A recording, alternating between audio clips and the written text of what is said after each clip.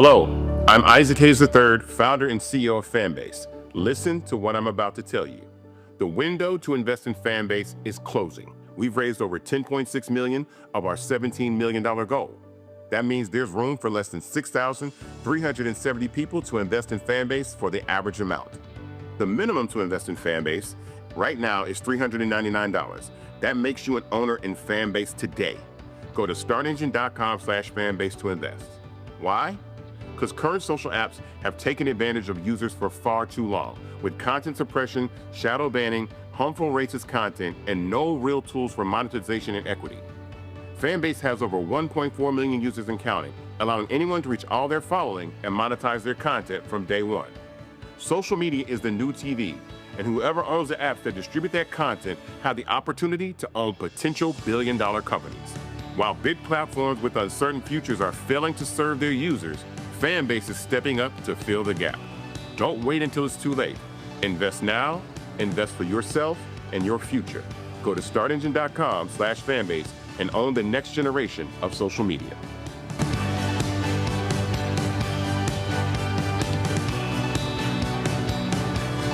Folks, Black Star Network is here. Hold no punches. I'm real revolutionary right now. Black power. Support this man, Black Media. He makes sure that our stories are told. Thank you for being the voice of Black America, Roland. Stay black. I love y'all. All momentum we have now, we have to keep this going. The video looks phenomenal. See, this difference between Black Star Network and Black-owned media and something like CNN. You can't be Black-owned media and be scared. It's time to be smart. Bring your eyeballs home. You dig?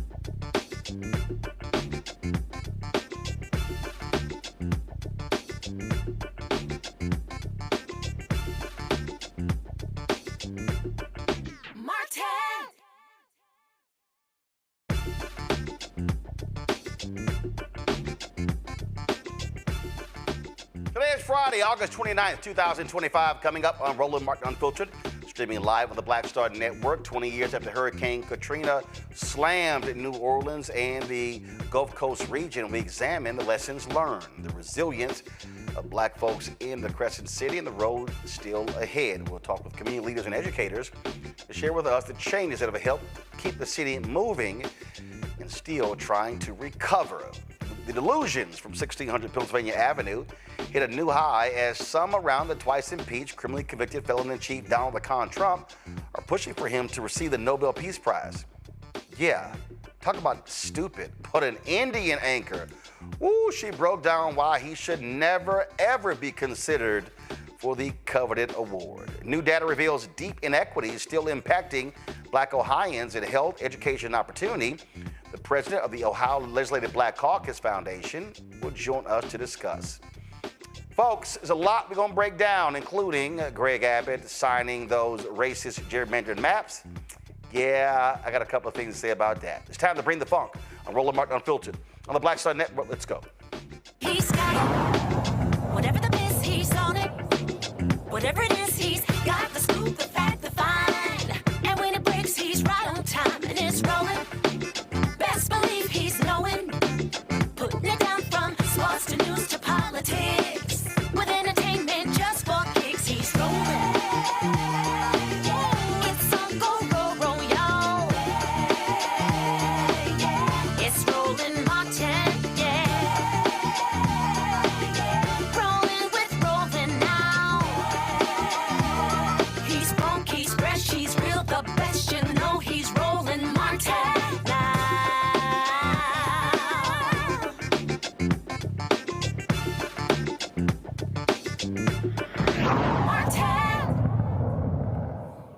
Folks, 20 years ago today, the world watched as one of the nation's worst natural disasters unfolded. On August 29th, 2005, Hurricane Katrina, a Category 3 storm, slammed the Gulf Coast, especially New Orleans. But it wasn't just the storm itself, it broke the levees there in New Orleans, unleashing significant floodwaters. The storm killed more than 180 people, caused $161 billion in damage. Now, we all remember the devastating images that came out of New Orleans. People stranded on rooftops, thousands of people packing into the New Orleans Superdome, dead bodies floating down the streets and propped up on sidewalks. The Crescent City has come a long way in the last 20 years, but there's still a lot more that needs to be done. New Orleans native and council member Oliver Thomas helped dozens of people escape the floodwaters and assisted his neighbors in returning to the Ninth Ward. He joins us right now. Councilman Thomas, glad to have you on the show. I remember it well. Because obviously we were covering this, and of course there was a hurricane that followed. People don't remember, people forget that there was a hurricane that followed Katrina that was headed to Texas. Remember, a declaration was called for people to flee Houston, and more than 1 million folks. It took 10, 12 hours driving from Houston to Dallas. My parents were headed to my home in North Texas.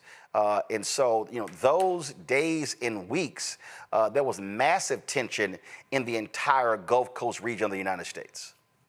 Well, first of all, thank you, man, for being one of the most trusted voices, I think, in the world today, especially when you talk about disparaged people or speaking truth to power, or having the legislative understanding of how policies hurt communities like ours. Yeah, I mean, we had a string of unfortunate natural disasters, one after another. But at that time, what we experienced in New Orleans was the largest, most cruel natural disaster in the history of this country. And it proved not only that a small city like ours wasn't prepared to deal with it on our own, but our state and our nation wasn't prepared either. And I would hope that what we've learned since then is that there needs to be a certain level of collaboration and coordination so that no other city and no other American community goes through that level of devastation, that level of neglect, and that level of suffering to recover ever again, Roland. You talk about that. I remember. You had dysfunction between Mayor Ray Nagin and the Governor Blanco, and then of course what has happened on the federal level. And it was just. You did not have any level of synergy whatsoever. Well, if you remember, during the President Bush's flyover, he said, "Yeah, I see you." Well, we didn't need him to fly over and say, "I see you." We need to have resources on the ground. We need to have a coordinated effort from our federal partners, who at that time were the only ones who had the resources to be able to deal with that level of disaster. And as we celebrate the 29th, I think what we need to remember, and thank you for saying it earlier, because a lot of the media forgets it, we survived much of what happened on the 29th. Mm-hmm. But when the core levees broke, and when 80% of our city became flooded, we suffered the 30th, the 31st, the 1st, the 2nd, the 3rd, the 4th, and the 5th. And then, Roland, you'll remember, I think you may have reported on it some time ago, when the federal government said, yes, there was disparity in funding, that the poorest communities, like the ones we represent, didn't get their fair share of funding, mm-hmm. but there wasn't any remedy. So, oh yeah, we messed up, but we're not going to fix it. And 20 years later, we've worked hard to recover, absent those funds that distressed communities like New Orleans East, the Lower Ninth Ward, and parts of Gentilly deserved. There are a lot of people who are watching us right now who were New Orleans residents, but they're now in Atlanta. They're now in Houston. They're now in Charlotte. People disperse. And that's the other thing that I don't think people also understand. This wasn't just about physically rebuilding New Orleans. This wasn't about, how do you bring back the culture of New Orleans. Mm-hmm. You literally lost business owners. You lost church leaders. Teachers. You lost. Yeah, you lost folk who were homeowners, who had jobs. It goes way beyond just how do you rebuild physically. You also had to rebuild people. And Roland, you hit the nail right on the head. The late Carl Segura, who was a member of our Black Social Work Society here, talked about why didn't we have a trauma center here? Because the level of trauma that people experienced who were stuck here, ones who came back to despair and devastation. And so think about also the trauma of people who uprooted or were forced out and who had to leave, who couldn't come back. So our challenge here today is, and Isabella Wilkerson's book, The Warmth Above the Suns, we've all read about Southern and Northern migration. And we know that most people in the twilight of their lives would like to be able to come back home. So you hit the nail right on the head. There's still a level of trauma and despair there that the federal government and our state partners still haven't understood or realized, because most people at some point, even if they think they found a better place, they would love to go back and reclaim their property and go back home, especially in their twilight years. Great point. I remember Susan Taylor had, people don't realize that there was a massive event that was held there, she organized, which actually led to the start of National Cares Mentoring Project. And I remember I forgot where we were someplace, and I was having a conversation with a woman there, also with a man there, and both of them talked about their loved ones who were so traumatized. The PTSD was so significant that they literally walked into the Gulf of Mexico and took their life. And a lot of people don't, and it was so many stories that I was hearing directly from impacted people. Yes. Children, adults, senior citizens. And your point about what's home, and again, when you saw the devastation, we're showing the videos right now, but when you saw just homes destroyed, everything lost, a lot of people who didn't have a lot to begin with, and then folks say, well, you can rebuild. That it's very easy to say that. And the other thing is, because of economics, the number of people who could not afford to leave the city. You mentioned something that I think too often. I started a show on WBOK, Black Radio, called Mentally Speaking with Victor Sims, Dr. Shervington, Tammy Lewis, some of our notable psychologists and psychiatrists, Brian Turner, years ago, just to deal with the mental health of this town. And while we were celebrating the commemoration by the Lebanon-Law Ninth Ward, where I grew up this morning, I got a call from a young man who was distraught. He was talking about giving up and how things didn't seem to feel well with this 20th anniversary because he was missing his dad. His father had came back to help with recovery, had experienced some of the stuff in the water, what was in the water, same thing. I had sores on my body for a couple of months going in and out rescuing people.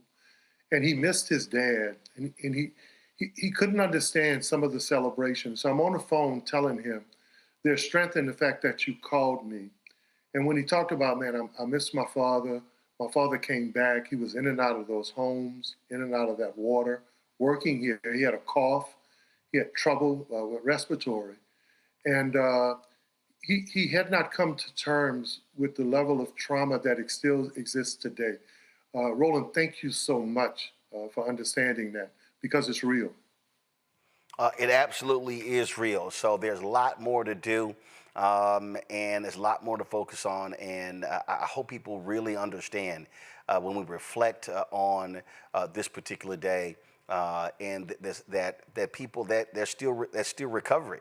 I mean, I remember, listen, Hurricane Andrew hit the Gulf Coast in Florida. I mean, it hit land, went out, came back in 1992. And there are some places that still have not recovered from that hurricane. And that's why some of the discourse that's happening below the Mason-Dixie line with conservative state houses and in Texas, and some of the conversation that's happening out of D.C., man, American citizens in communities like ours that are still dealing with tragedy, we don't need predators, we need partners. We need partners in D.C. We need partners in southern state capitals. The people in Texas need partners. We don't need people because of their power, right? Highlighting our differences, the city versus the suburb versus the rural areas. We need them to understand what you understand, that many of the trauma, especially that we go through, whether it's lack of proper education facilities, whether it's the economic disparity, that with 160 or 70 billion dollars, the economic disparity and gap has grown. We don't need our federal and our state officials being predators. We need them to partner with us with their humanity, not with their ideology, not with their political party, but with their hearts. Well, and that particular point you made there, I just want to remind people, although this is not about Hurricane Katrina, 2021, the racist governor of Texas, Greg Abbott, refused to give $1 billion to Harris County when they were recovering from Hurricane Harvey, because he was pissed off that the late Sylvester Turner, black man, was the mayor of Houston, and Lena Hidalgo, Hispanic woman, was the county judge. And so he was pissed that Harris County is a blue county and screwed them out of $1 billion. And that was a federal lawsuit, and Donald Trump got rid of the lawsuit once he got into the White House. So the point that you just made there are examples where political ideology has penalized black people because of how we vote. And they said, oh, since y'all vote blue, then we're not going to send money your way. That has consistently happened. And it has to stop. They cannot continue to practice democracy by subtraction. These people who think they can hold on and divide up America, divide us, if they think political power, right, and economic power, just for a few, is the path to the best place, then they don't understand 17th century France. They don't understand civilizations that have collapsed. And I think Roland, it was Nikita Khrushchev and one of them who said, America worries about an outside enemy, but we're going to watch you destroy yourself from within. Those types of actions lead to inevitably that when people are pushed outside of citizenship, outside of taxation without representation, you're going to have classes of people who come together against a common enemy. I wish they would sit down and read history books, man. Our leaders, whether it's Abbott or Trump or governors in conservative or southern states, if you're not bringing us together, you're not thinking about the best interests of this country or the best interests of your generations to follow you. Well, Congressman Thomas, we appreciate you being on. We're going to have you back on, not to discuss this, but talk about the upcoming mayoral race. And so look forward to that conversation. Man, thank you, man. It was good seeing you at Gallia Hall the last time you were here. We really appreciate you and your voice, but most importantly, we appreciate your heart and your care for our people, Roland. There are very few people who can match you. Thank you, man. I appreciate it. Thanks a lot. Folks, we're going to go to a break. We're going to continue our reflection on Hurricane Katrina 20 years later, right here, Roland Martin Unfiltered on the Black Star Network. Next on the Black Table with me, Greg Carr, we welcome the Black Star Network's very own Roland Martin, who joins us to talk about his new book, White Fear, how the browning of America is making white folks lose their minds. The book explains so much about what we're going through in this country right now, and how, as white people head toward becoming a racial minority, it's going to get, well, let's just say, even more interesting. We are going to see more violence. We're going to see more vitriol, because as each day passes, it is a nail in that coffin. The one and only Roland Martin on the next Black Table, right here on the Black Star Network. Coming soon to the Black Star Network. I have name recognition, but I tour more than any rapper. And it's a lot of overseas stuff. And it's like, I'm going all over I've been to 80 countries in my lifetime. And sometimes I'll do interviews with people and they be like, so what you been doing? Like, what you been doing? You know what I'm saying? Like, I just came back from Belgium and Brazil and South Africa. What you been doing? Right.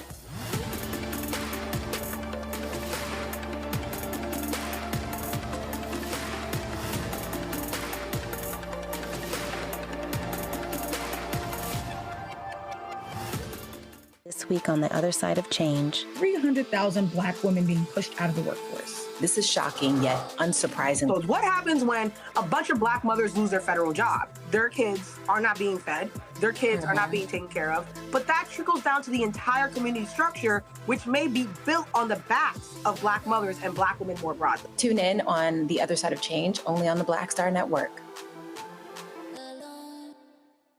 Hey, this is Motown recording artist Kim. You are watching Roland Martin Unfiltered. Hey, boy, he always unfiltered, though. I ain't never known him to be filtered. Is there another way to experience Roland Martin than to be unfiltered? Of course he's unfiltered. Would you expect anything less? Watch what happens next.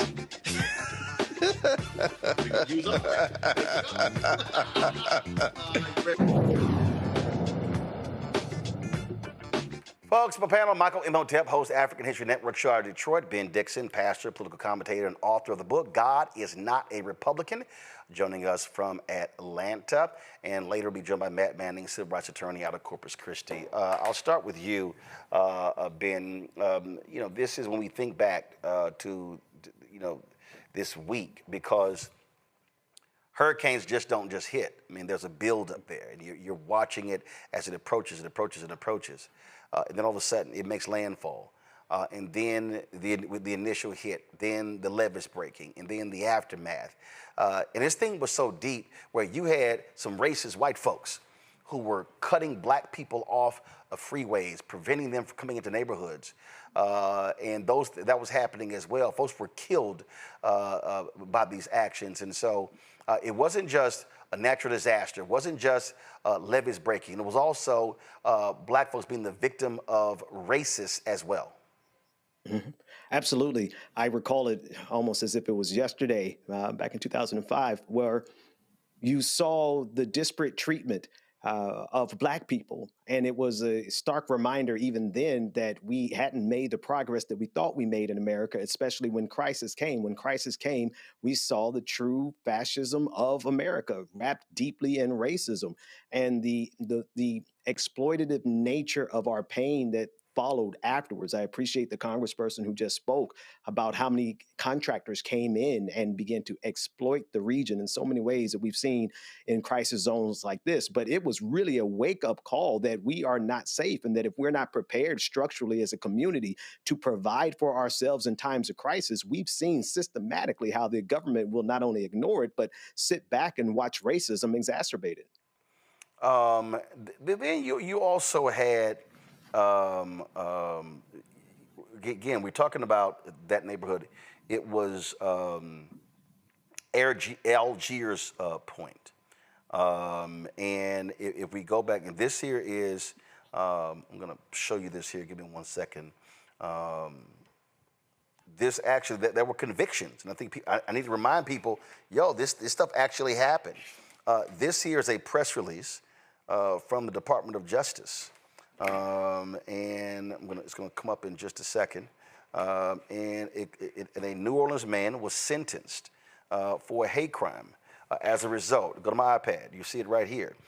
Roland Bourgeois, 55 of New Orleans, was sentenced to 10 years imprisonment, followed by 5 years of supervised release on charges that in the wake of Hurricane Katrina, he shot at 3 young African-American men because of their race as the men attempted to evacuate New Orleans, announced Assistant Attorney General for the Civil Rights Division, Eric Dryban.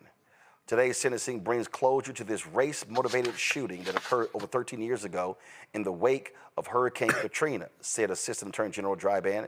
This sentence sends a clear message to those who attempt to divide our community with violence and fear, and the Department of Justice will work tirelessly to prosecute perpetrators of hate-motivated violence. That happened, and we can't forget that happening, Michael.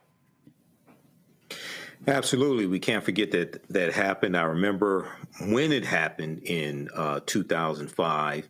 I remember the anguish that a lot of African Americans felt across the country, seeing those images on TV, a lot of us organizing, donating how we can. I remember donating as well. And I remember African-American organizations realizing, okay, we can't wait on the federal government. Okay, George W. Bush was president then.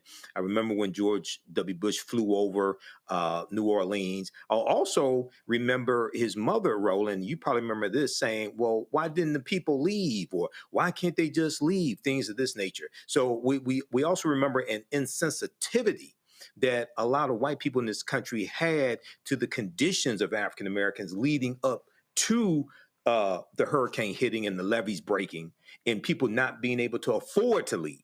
Okay. And also I remember a lot of people saying, okay, we need to go back to a lot of the cooperative organizations, the co-ops that we had that helped the community, things like that, like the Free African Society in 1787 that became founded in Philadelphia, that became instrumental in helping African Americans fight against yellow fever, things like this. A lot of African Americans started realizing, okay, we need to go back to organizations like that. We can't rely on the federal government.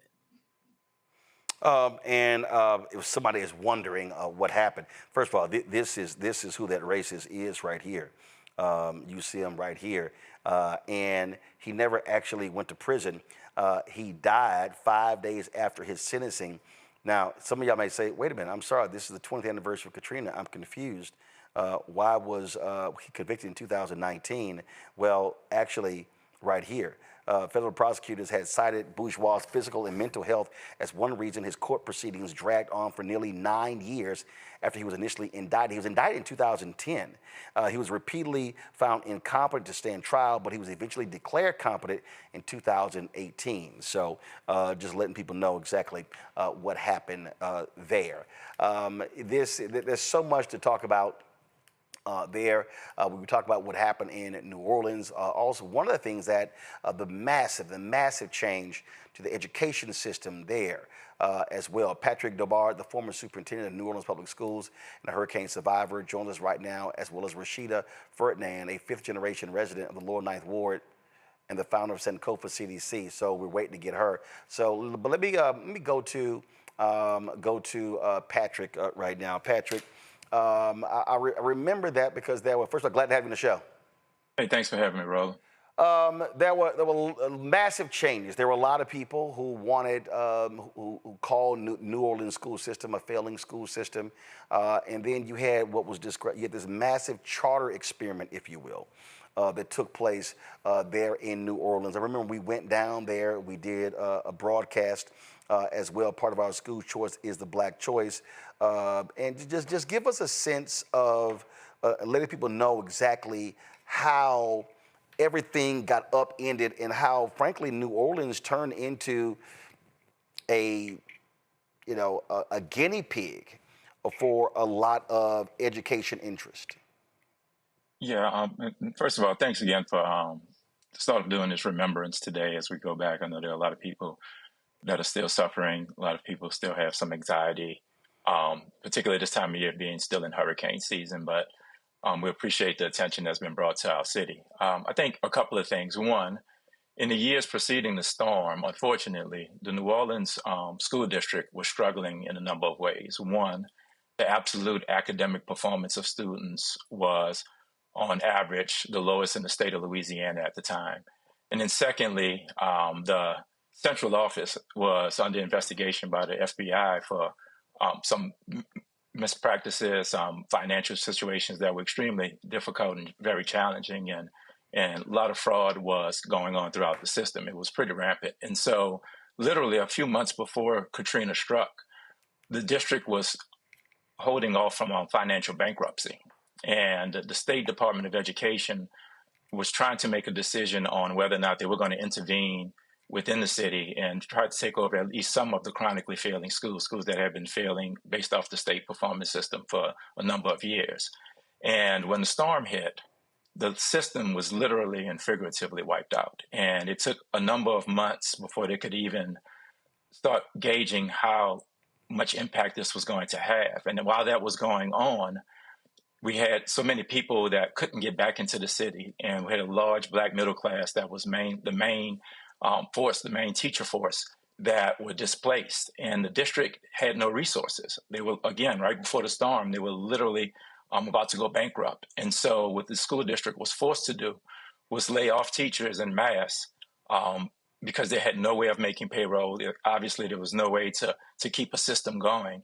And in the months after the storm, the leaders that were in Baton Rouge at the time decided that the most efficient and quickest way that they could get schools back up and running so people could get back into the city to try to have something to give, to have kids can go to school and try to have a semblance of school while folks were trying to figure out how to put their lives back together, was to use what we call the chartering mechanism. And we had charter schools in New Orleans prior to the storm. And what folks decided to do was we had existing school leaders that were running their individual schools as principals. And a lot of those principals after the storm, one Alexina Medley, who was running Warren Easton High School, and Sharon Clark, who was running Sophie B. Wright High School, individuals like that decided that they were going to apply for a charter for the schools that they were principals of, and then they were able to get some of the schools jump-started. And so for the 20% of the city that wasn't underwater, we were able to get schools started that way. And that's what really started over the next decade plus, the system that was going to be totally unique, where it was one that was majority charter at the time. And today it's, I believe, about 98% charter. In your estimation, was that a mistake? Or did you simply, at that time, have no choice? I think at that time, we just had no choice. I mean, when you think about it, you had to have a space for parents to have their kids go, like literally. I mean, for folks that weren't aware of what was going on, just imagine you have water that was 6 feet, 8 feet high in some instances in majority of neighborhoods. Houses are totally were inundated with water. And then when the water receded, just imagine mud, mold, because it had been sitting for months. And you really had to figure out like how to start again. And so there were things like FEMA trailers that came where people were housed and able to stay there. But if you wanted to try to come back and work on things and be a part of the recovery of the city, we needed schools to open. And the most efficient way, and really the only way, because the district, again, was bankrupt, was for us to go the charter route. And what happened was charters, I actually think, was something that really empowered educators more than it had ever been. And when I talk about it, I try to break New Orleans down into like thinking about it in three sectors, where you have the regulators, the innovators, and the collaborators. And the regulators is government. Unfortunately, right after the storm, the state had to intervene on the schools because 68% of the schools at the time of Katrina were defined as failing by the State Department of Education. And what we had to do was create a governance infrastructure that was going to allow people to charter the schools, but at the same time, make sure that they were going to be held responsible under their contracts, that they were going to academically and socially and emotionally move students ahead as they should be in any traditional public school district. And so the regulation part was first under the Recovery School District. And then in 2016, the last year that I was over the Recovery District, I was the superintendent from 2012 through 2016. We worked on a unification plan where the Orleans Parish School Board had come back and they decided that they were going to be the authorizer and regulator of schools. And they had every option and opportunity if they wanted to direct run schools, but they decided that they were going to continue the model that was started after Katrina. So that's the first part of the system, the regulators. The second part is what we call the innovators. Those are the individuals who opened up schools. As I mentioned, a couple of school leaders that were former principals, they've opened up charter schools. We've had charter management organizations that came in, and we also had some local organizations that have started and grown and run schools in New Orleans, and they continue to run schools. They get to establish the curriculum. They get to select the time of day that they're going to start. They pick transportation, food services, after school care, all of the things that a traditional district does. It became more local. And we hear that a lot, where people want choice and people want more local control. You really can't get much more local than the school system that we have today in New Orleans. And then the third part is the collaborators. And the collaborators are nonprofit organizations and different organizations, philanthropic organizations in the city that work together to try to help support the schools. So they may provide resources, financial resources. They might create programming for kids, musical programs, arts programs. All of those entities work together. So when we think about the regulators, the innovators, and the collaborators, all three segments of the Orleans ecosystem of schools have really formed itself after Katrina. And we feel like things are in a much better place than they were before the storm. And one other thing that I'll mention is, we had $1.8 billion of facilities reconstruction after the storm. And while I was over the Recovery School District in 2012, one of the first things we did in my administration was to ensure that we had a disadvantaged business enterprise program that was tied to the building of the schools. We recognized that there was going to be a lot of money that's being generated to build first-class facilities. Think about this. New Orleans had never had a school facility master plan prior to the storm. Wow. Yes. And so there was no real local tax base in Louisiana. Our funding for schools in the early 1980s, the powers that be at that time decided that when they give money per child in Louisiana, which is about $10,000 a kid, facilities money is included in that. And so in a lot of poor districts, rural districts, and then even in New Orleans where the tax base wasn't that strong, you never really saw new schools. And so after the storm, once we got the FEMA settlement done, and I want to recognize that it was the first time in FEMA history that we were able to get a lump sum settlement. Because right after the storm, FEMA was trying to get us to itemize all of the things that needed to be replaced. And that was impossible, literally. And after about a year and a half, 2 years of haggling with the federal government, we finally got them to settle on a lump sum settlement. And once we were building the schools, we decided to implement the disadvantaged business enterprise. And through change orders and through the increased cost of construction, the total amount of revenue that was generated and work that was generated from the school reconstruction projects was about $5 billion, of which I'm proud to say $1 billion went to disadvantaged business, minority, and women-owned businesses. And I'll never forget when we were about to implement that, I had people telling me, Patrick, you can't do this, that state entities can't have a DBE. And I had our team look into it, legal looked into it, and the law was actually silent. So it was one of the things that I was glad that we took a risk on and made certain that we were able to do that. And so today, when you go into New Orleans schools, you see a few things. One, you see buildings that tell our children and families that we really love them, that we care about them. I mean, we have state-of-the-art facilities. I remember Dr. Howard Fuller, who I know, Roland, that you know, Dr. Fuller came to New Orleans a few years ago, and he went into Carver High School, and he looked at me, he said, Patrick, he said, if I didn't know better, I would think this is a community college. He said, this is absolutely has to be one of the finest high schools I've ever seen in this country. And that meant a lot. And when you think about it, that's not an anomaly in New Orleans. That's the standard now for schools. And outside of the facilities and the infrastructure, right before the storm, only 1 out of 2 students were graduating on time. Today, we have an on-time graduation rate of almost 80%. When we think about equity, we had never had a differentiated funding formula in New Orleans before. And what we did was, in my administration, one of the things we did was to create an equitable funding formula where we now weight dollars that we're giving to students based off of their student characteristics. So if you're an English language learner, if you're an overage student, if you're a student that's high needs, we weight the dollars and give more to those individuals serving students with the greatest challenges. And so I know there's been a lot said about New Orleans, and there's a lot of feelings about how the school system came about. And I'll be the first to admit that the state did a lot of things to New Orleans instead of with New Orleans in the early years. But as the years went on, and almost by 2012, the powers that be in Baton Rouge learned how to work with the community. And one of the things I'm extremely proud of is me being from New Orleans, but at the same time working with the State Department of Education.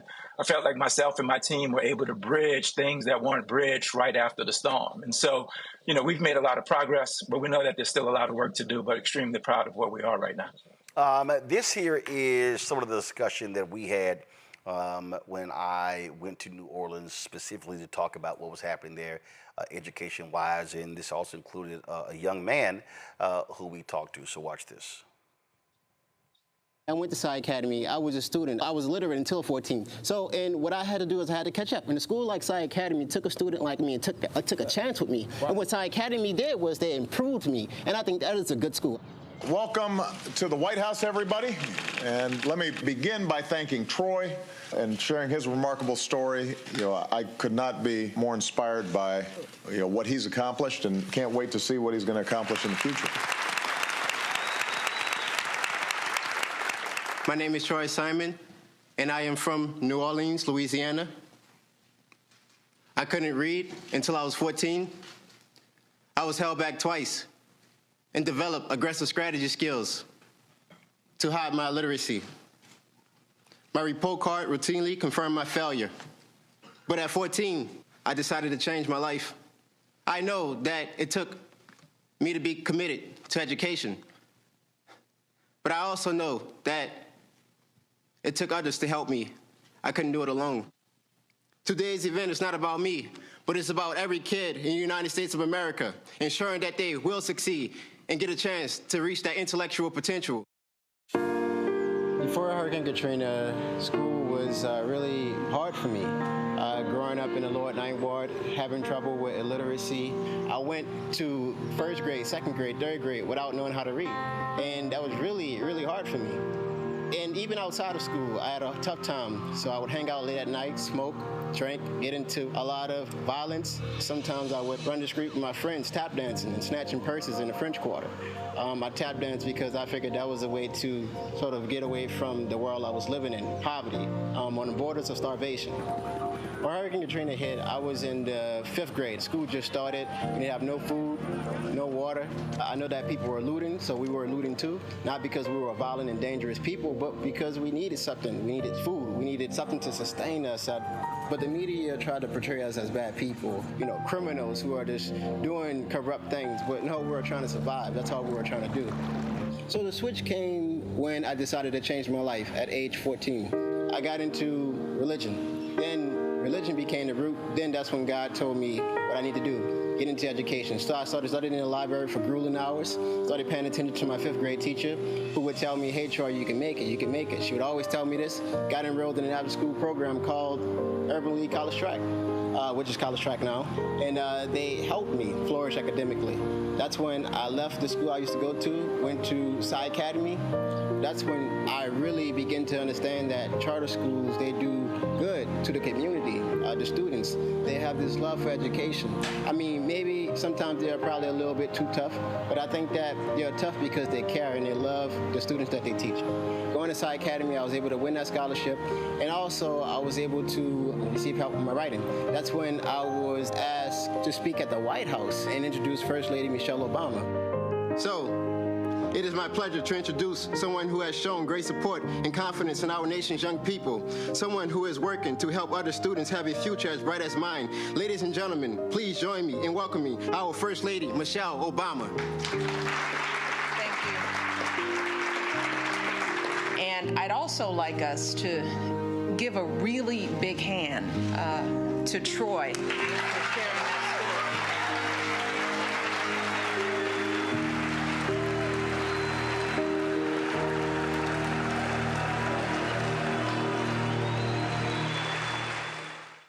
We did a number of those pieces, and folks, you can check those out on our YouTube channel. And in fact, I'm gonna try to see if we can grab the one piece that we did and we'll restream at the end of the show. Patrick, that was one of the reasons why we went down there. Listen, I made it perfectly clear to people that I supported charter schools, but I made it clear I support all forms of education. So public schools, traditional, magnet, homeschool, online school, charter, private, parochial, you name it, I'm down with it. And this is one of those things that there were a lot of people who were angry, who were upset, who they felt that the experimentation was going on. But we also were dealing with the reality that you just heard this young man say it. He was illiterate till he was 14 years old. And there were too many young brothers like him. Luckily, he learned how to read. But when you go to prisons, whether you're talking about in Louisiana is one of the most, is the highest incarceration in the state. You go to any prison in this country, the literacy rate of those in prison is about 90%. So education does indeed matter, Patrick, and that's why it was so important. It does. No, it's extremely important. And, you know, I remember, you know, hearing about the young man and a couple of things I'd share on that. Like, first of all, his story, unfortunately, really starting about maybe in the early 1980s till about 2005, was more the norm for children coming through the public school system than not. And I taught in New Orleans. My first teaching job was in New Orleans. And I started noticing that pattern around the state. And that was one of the reasons why I became really passionate about like state accountability. Roland, everything you said, I'm for all forms of choice as well, but I believe in choice with accountability. And what happened was, like before the storm, I could remember in the late 1990s, that teachers and some educators across the state would be upset because we have like a annual standardized test to measure where students are. And for part of my career, I was an assessment coordinator within the State Department of Education. And real quickly, Louisiana has like 5 levels that we gauge students' proficiency. The lowest level is called unsatisfactory. So think about a 60-item test, and you might just get 10 items right. Then the next level is approaching basic, mastery, and advanced. In the late 1990s, Louisiana set approaching basic as the bar for proficiency, meaning that we had it so low that on the 60-item test, if students would get maybe 20 items correct, we were saying in Louisiana that you've mastered content and it's time to move on to the next grade. And that's how it was mind-boggling to me that people really was accepting this. And I was glad when the State Department said, no, we have to raise the bar. And so we moved it up to basic. And then now we're at mastery, what we call master in Louisiana, as a level of proficiency. So when we know that kids are performing well on standardized tests, we know they at least have the basics. And it used to frustrate me because when people would say, oh, we're teaching to the test. But I'm like, but we have to make certain that we know something. Like, there's no other way to really measure if you have basic skills and if you have basic content knowledge. So Troy's story, unfortunately, was more the norm than the abnorm. The second thing I'd say is the school that he went to, Sci High, is a part of collegiate academies. And you could see the collegiate logo in the back of the video that you just shared. And collegiate was one of those networks that was founded by a young man that wasn't from New Orleans. He was white, and he was idealist, and he had this vision of creating collegiate academies, but he wanted to make sure that they were serving all kids, regardless of their background. And I'll never forget when I first met him. His name is Ben Markovitz. He ended up winning an award from Oprah Winfrey. He was one of several educators that won $1 million to help pursue his dream of his network of schools. But then I watched him groom a young Black leader by the name of Jarrell Bryant, who was a principal at the school that the young man Troy went to. And Jarrell had been groomed over the last several years, and today he's now the CEO of Collegiate Academies, which also has Carver High School, which is an all-Black traditional high school in New Orleans, that at 2005, Carver was probably the second lowest performing school in the city and one of the lowest performing schools in the state, F-rated. Today, that same Carver High School, led by a young Black man who worked his way up, the same network that Troy was just featured in your video, is a B-rated school. Think about that. In just a short number of years, that school has gone from one of the worst schools to one of our success stories. And that in and of itself is not an anomaly in New Orleans. And so we're seeing tremendous growth. We know that it's not perfect. We know that there are a lot of areas that we need to work on, but it's stories like that and it's things like that that really give us hope that we can continue to make even greater gains over the next coming years to next decade. All right. Patrick DeBard, I sure appreciate you joining us, man. Thanks a lot. All right. Thank you, Roland, for having me. I really appreciate you. All right, folks. I want to play one more, one of those interviews we did. And so, because it was really interesting. This was a brother who started one of those schools. And I want to show y'all this. Watch this. I talked to New Orleans' youngest charter school CEO at an abandoned school that never reopened after Katrina. You came in 2010, so it's 5 years ago. Yeah. And so you begin to work in this system, but then while working in this system, you all of a sudden begin to say, you know what, there's a different way education can be done. Yeah. And what was that moment? It was spring of my second year of teaching. I taught a young man named Ricky Summers. He was 16 years old in the 8th grade, and by that time had effectively closed a 4-year achievement gap in reading and math. You closed a 4-year achievement gap. How fast? I mean, he came to our school in 5th grade, and by 8th grade, he was on grade level in reading and math. Wow. Yeah. Every day Ricky came to school, he said he was going to college and was definitely on track to do so. I got a call one day in the spring of that year where I got to know another side of Ricky. And I found out that Ricky sold drugs to support his family and was murdered during a drug deal gone bad. I found out the results of his state testing at his funeral, and according to those results, he was on track to receive full tuition to any state university in Louisiana through TOPS. Ricky had some of the best teachers in the country and one of the best school models in the country, and yet that wasn't enough to protect him from the very real conditions of poverty that he faced every day. After Ricky's death, I was inspired to build Rooted School. Rooted aims to connect students like Ricky to not only college, but entry-level jobs in high-growth, high-wage companies right out of high school. And so as you begin to formulate your own idea, what makes your idea so different and unique from what is already being done? Yeah. So over the next 5 years, thousands of jobs are opening. We're focusing on the digital sector first, but across many high-growth, high-wage industries. And my goal is to connect students like Ricky to these burgeoning opportunities that are right in their front yard while they're in school, so that they don't need to deal drugs in order to make ends meet. And the beauty is that with these jobs, students do not need a 4-year college degree in order to get them. You're saying this is the future. Yeah. These are the jobs. We should be trying to educate and train the people today for the jobs available when they graduate. Exactly. We've got 44 states in America that now allow for charter schools. And you got lots of people who say we're totally against that, but without this current system, you couldn't do this. You couldn't be an innovator. You're absolutely right.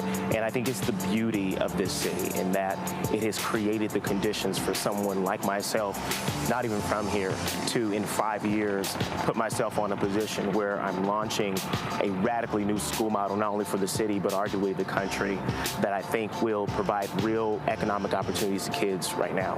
Through this opportunity, as African Americans, we now have the opportunity to literally educate our own kids our own way. Yeah, and I think the charter movement was created out of the spirit of and belief of choice, and that we ought to create schools that are nimble enough to deal with the immediate needs of students, and that it is possible for kids like Ricky to have immediate economic opportunity while they're in school, and certainly immediately right after high school, that will fast track them and their families to freedom.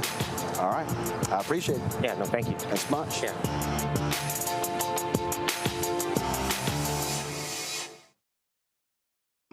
I want people to also know this is the power also of Black-owned media. The ability for us to be able to go down to do these stories that a lot of other folk were not doing. And so we did that. We were in partnership. Those pieces ran on TV One, and I own content, but again, be able to have that. We go back to my panel here. Matt Manning now joins us. And Matt, one of the biggest lessons, we don't have Matt connected yet? Okay, well, I need y'all to talk to me. I see him. So y'all need to tell me when that stuff. So let me go to Ben. So Ben, the thing we have to remember when we talk about, we having this discussion about Katrina in New Orleans, we also are talking about decades of negligence. And it then rears its ugly head when a natural disaster hits. That's what we saw right there. The entrenched poverty, the education, all of those different things. That's what it speaks to. Absolutely.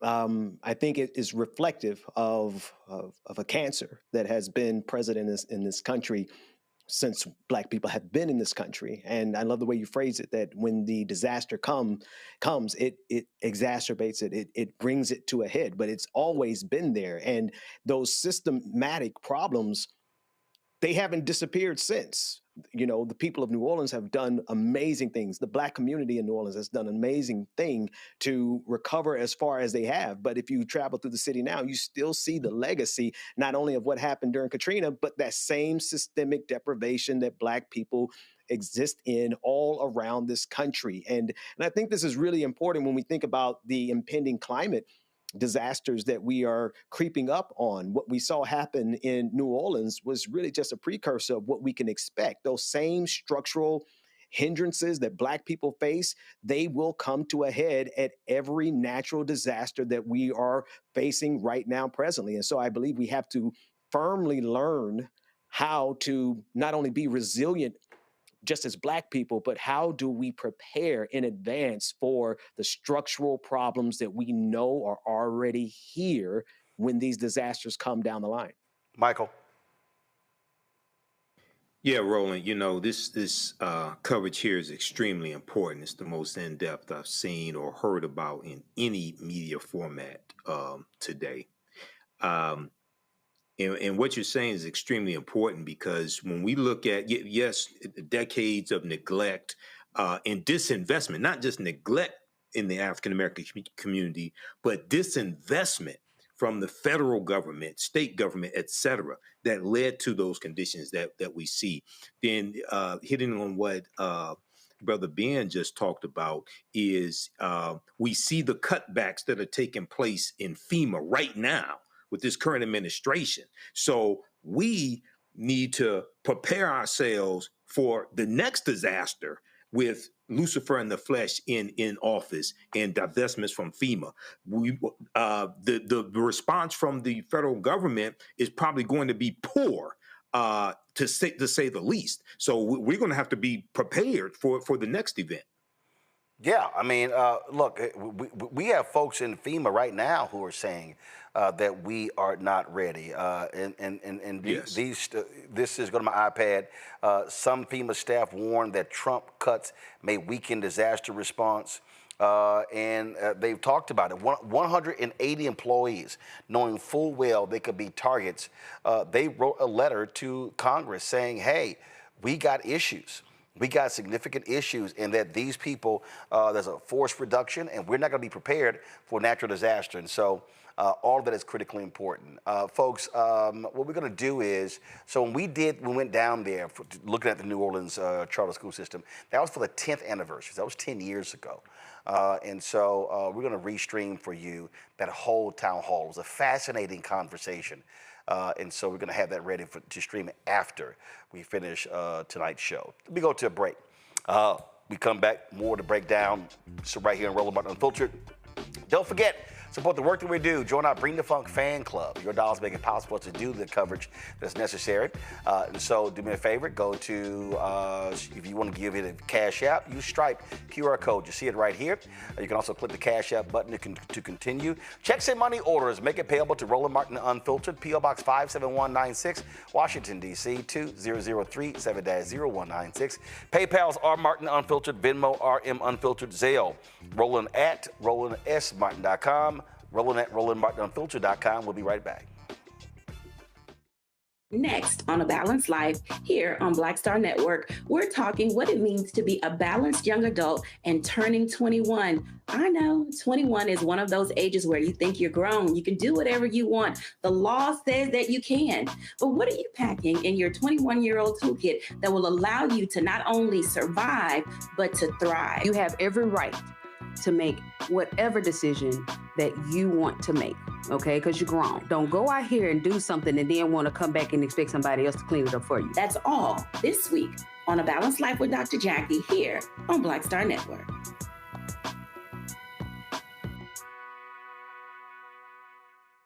This is Tamala Mann. And this is David Mann. And you're watching Roland Martin Unfiltered.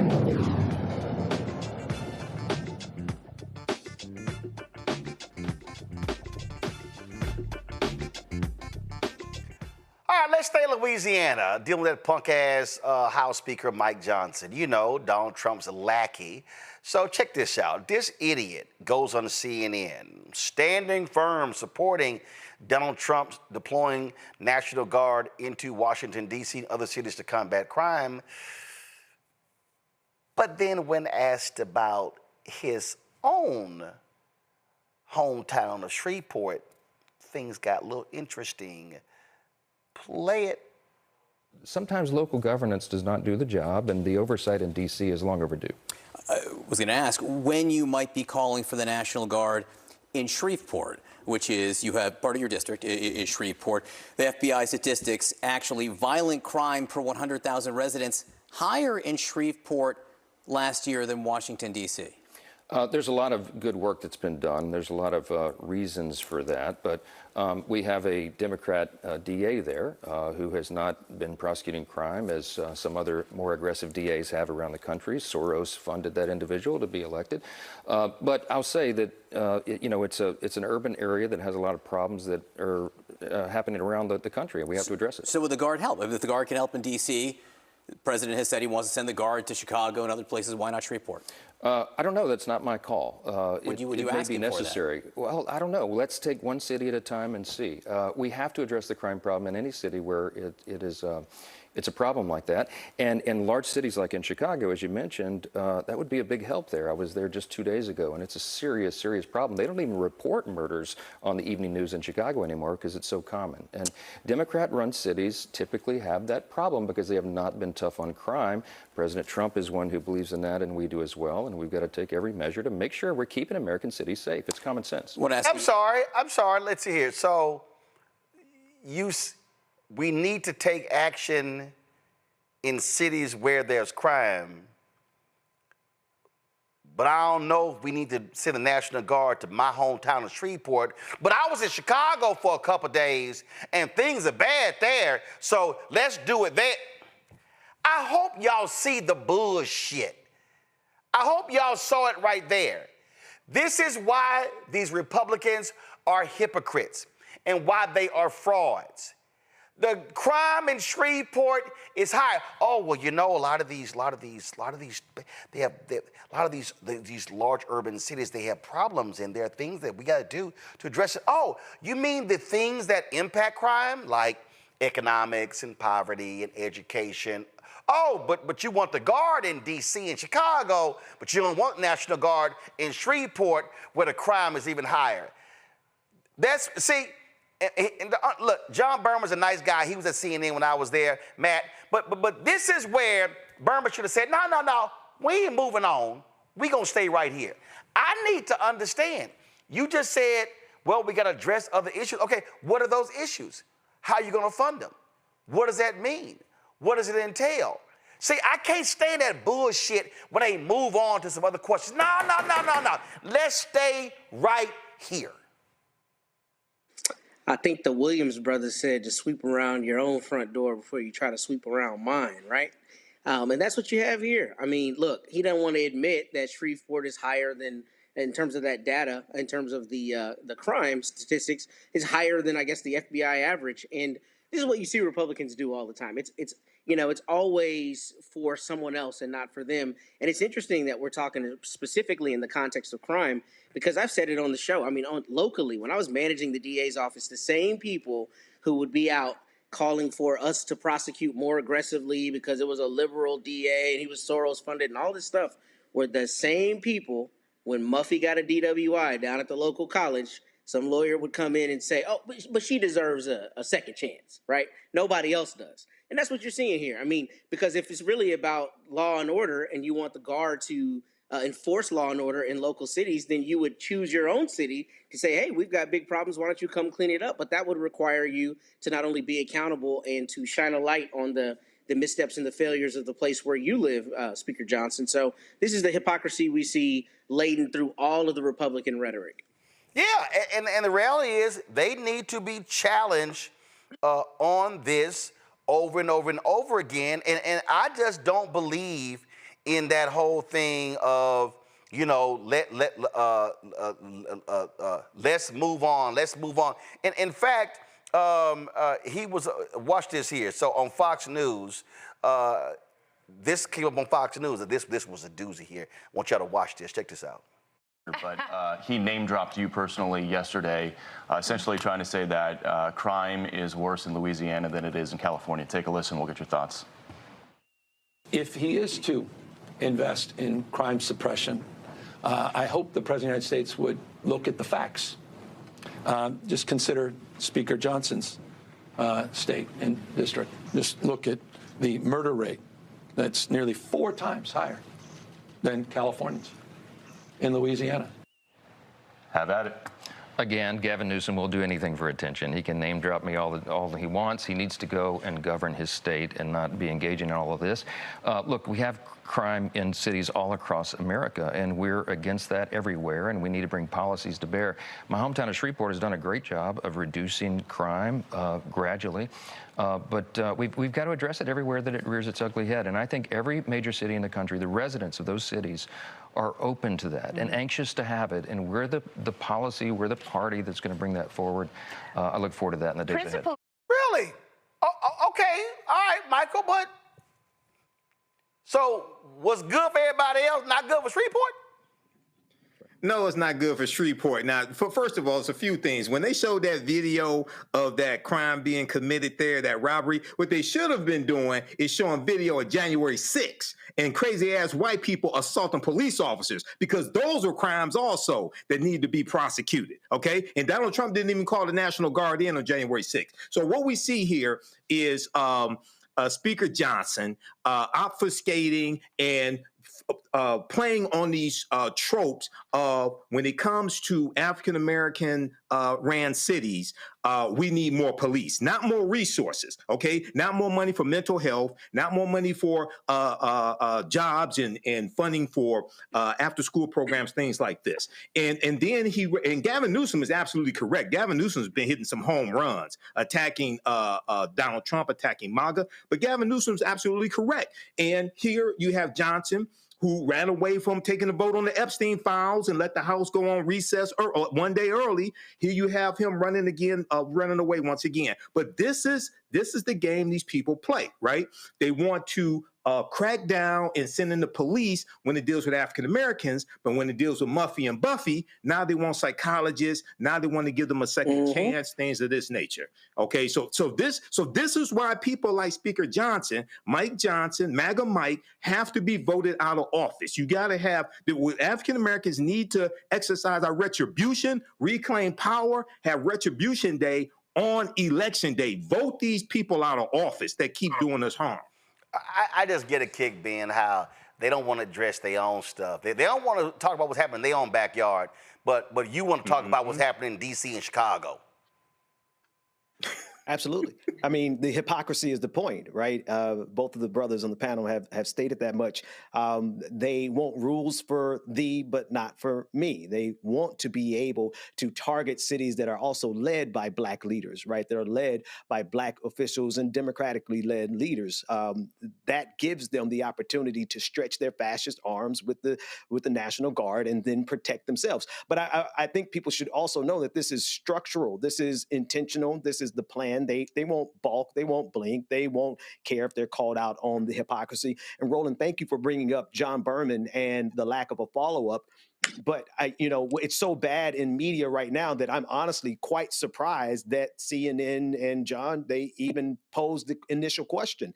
The initial question itself, showing that hypocrisy, is something that we really haven't gotten a chance to see in media in a very long time. But that said, for Republicans and MAGA, the hypocrisy is a structural point. They will be hypocritical all the way to the point where they have militarized Black communities and white communities go scot-free. Well, and that's why what Gavin Newsom is doing is perfect.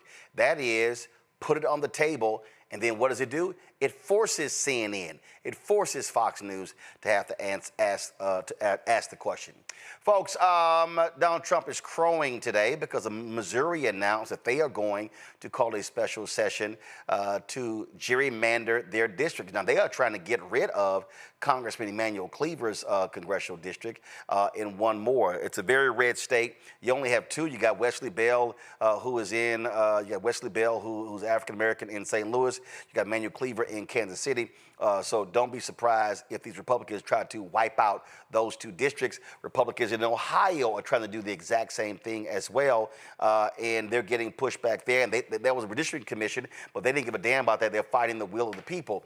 My next guest knows this very well in terms of what's happening there. Lots of things going on there. What used to be a purple state is now decidedly red state, and so a lot of things are happening. You got Sherrod Brown announcing he is going to be running for the Senate seat vacated by J.D. Vance. So joining us right now is Shayla Davis, President and CEO of the Ohio Legislative Black Caucus Foundation. Glad to have you here.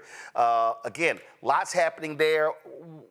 What can be done to mobilize and organize this state? I mean, this used to be a battleground state.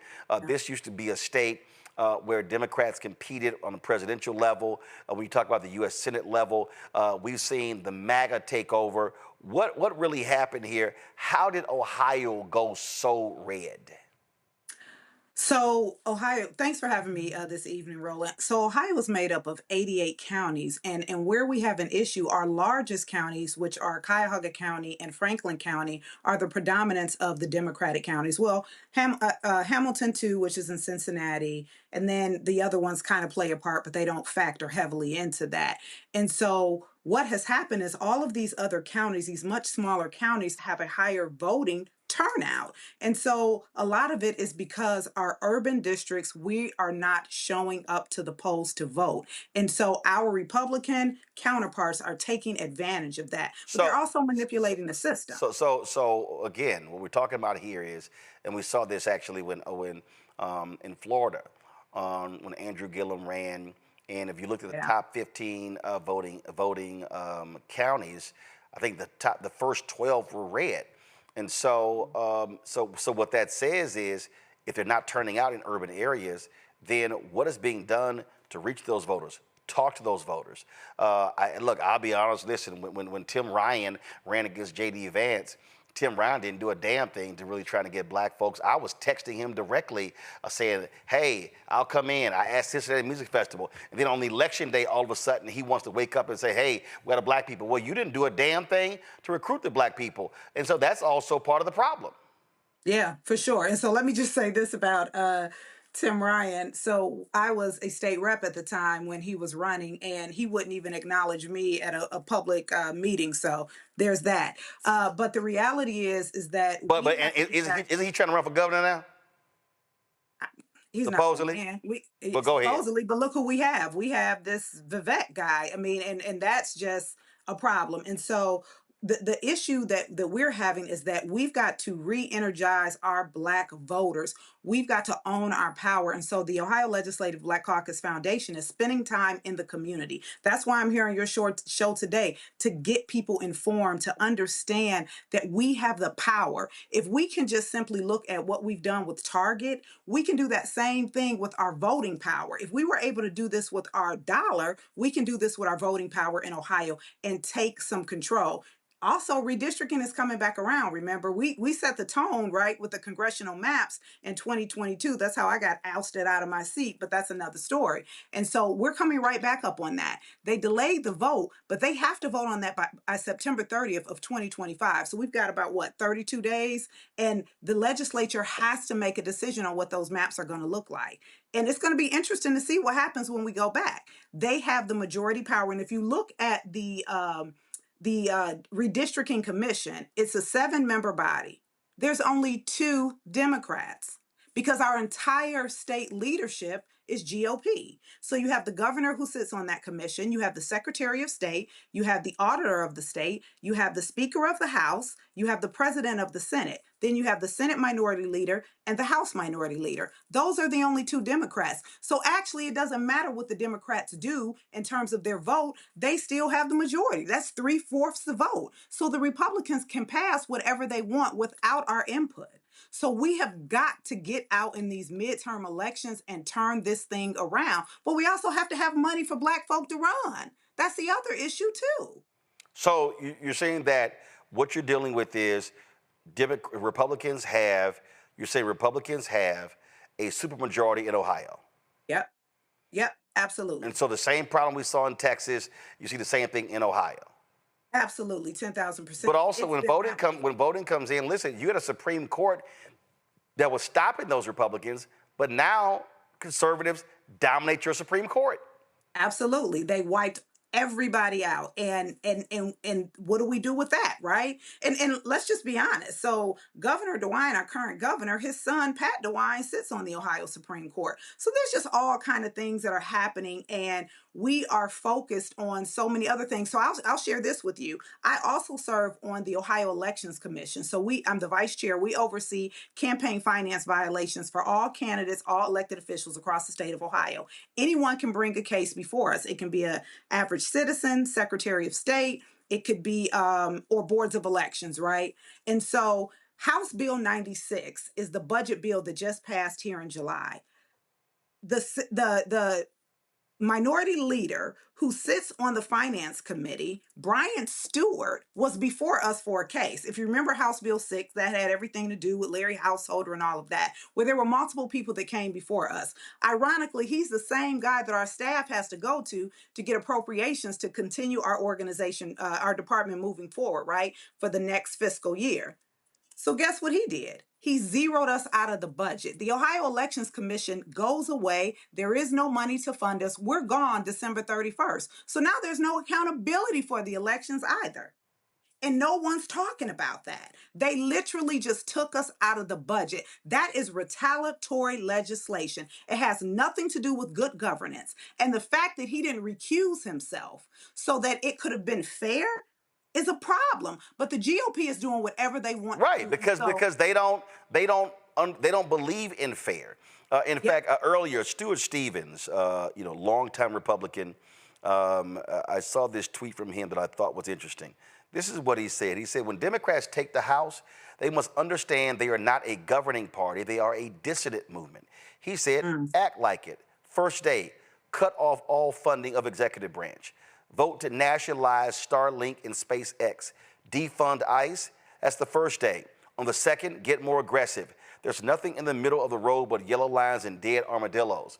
But see, what you just said there is that what Democrats do, Democrats believe in fairness, equity, morality. Let's play nice. So what you just said right there, cut the funding? Okay, that's what you do. I mean, if you're going to play hardball, you play hardball. Absolutely. The power of the purse, right? That's what we learned back in when we learned about civics and social studies. It's the power of the purse. So the legislative body has the ability to control that. We have to stop playing nice. They're not playing nice with us at all. And especially for Black folk, right? We're getting played on both sides of all of this if we're being really honest about it. So what is your plan? Listen, what I keep saying to folks is that the place where we're at right now, we have to be in what I call a educate, enlighten, and inform stage. Mm-hmm. And so what is happening? What is happening? And when we talk about Ohio, we talk about Black folks voting, or what are we talking about? We're talking Cleveland, Cincinnati, Columbus, Akron, Dayton, Toledo. Okay, so what is being done to do what we're talking about? Who's doing it? If somebody's watching in Ohio right now and say, hey, all right, I want to get involved, who do they call? Who do they email? The Ohio Legislative Black Caucus Foundation, olbcffoundation.org. We are right now running a campaign. It's the state of Black Ohio. We are going around the state doing town halls, and we're kind of spinning this a little bit with the Black Caucus as well. We just started 2 weeks ago in Springfield, Ohio. That is notoriously red, but Springfield, Ohio is next to Dayton, right? And so what we're trying to do, there were over 300 people that showed up at that town hall, 300 Black people. So Black people are invested and interested, but we've got to make them feel reconnected. So we've got to engage at the grassroots level. And so my goal is to get to as many cities and as many counties as we can through the end of the year, as many as we can before November, just for people to realize that we see them and that they are not alone. Because when they're sitting out in these very small red counties, they feel very isolated. Right. We've got a town, Lima, Ohio. So when I was in the legislature, the Speaker of the House was there. It's a very small town. They just got their first Black mayor like 3 years ago, but they're not used to us showing up for them. So even though there's a small population of Democrats, they don't feel that their votes matter, even though they're voting. So we've just got to show up in numbers and to keep people motivated, because what's happening will not change. It will not get better. We have to vote. We have no other choice. And so that is why we are going across the state, and we are doing the State of Black Ohio Town Hall, the voter's voice. We want you to know that we care. And I'm bringing the legislators along with me, because they have to stand there. They have to listen and hear. People have to feel valued and respected. But we got to do something to change this around. We cannot continue to sit back. That's the scope of what I can do. And then we're also working on the State of Black Ohio report, right? Where we're using these town halls to collect data and trying to turn that data into public policy. But I'll be honest with you, Roland, and just like you said, at the end of the day, it doesn't matter what policy I write, what legislation I get the legislative body to introduce. Guess who moves the legislation forward? The Senate President or the Speaker of the House, which is all GOP. So if they don't want it to move, it's not going anywhere. We've got to get them out of office. We've got to gain a few more seats, which we did pick up last year. We picked up 2 additional seats in the Democratic caucus, but we've got to do more than that. Yeah. They still have a supermajority. Well, so the first thing you got to do is you got to break the supermajority. So here's the question I have before I go to my panel with questions for you. What is their margin in the House? What is their margin in the Senate? The Senate has 7 Democrats out of 34. And we have, Roland, you got me on that one. I think we have 28 Democrats in the House now. And so it's a body of 99. So there's 71 GOP. Damn. So it's bad. It's bad. It's bad. So to break the supermajority, so you said 28 House Dems? 28 House Dems. And so to break the supermajority, what's the number? We probably need what? We need about 43 seats. So that's a lot. Wow. That's a lot. That's a lot. That's a whole lot. A whole lot. But we just got to get one bite at a time. First, obviously, House seats and Senate seats, I mean, how those are gerrymandered. But the thing that jumps up the most is you can win the governor's mansion. I mean, statewide is statewide. You can win these statewide elections. That's what's critical. Yes, very true. Very true. And I wish Sherrod would have ran for governor. And this is not to denounce who we have currently, Amy Acton. If you guys recall, back during the pandemic, Ohio was on the map for being the first to respond. She was our public health director, where they terminated her and ousted her out of the office because we had all these MAGA supporters who didn't believe that, that you should wear a mask, who didn't believe in getting the vaccination, all the things that Kennedy clown is saying in DC. So she's now running for governor. And I'm going to be honest with you, I don't think she has a strong chance. We need a white man to win in Ohio, and that's the reality. This is Ohio. Wow. Panel, Ben, you first.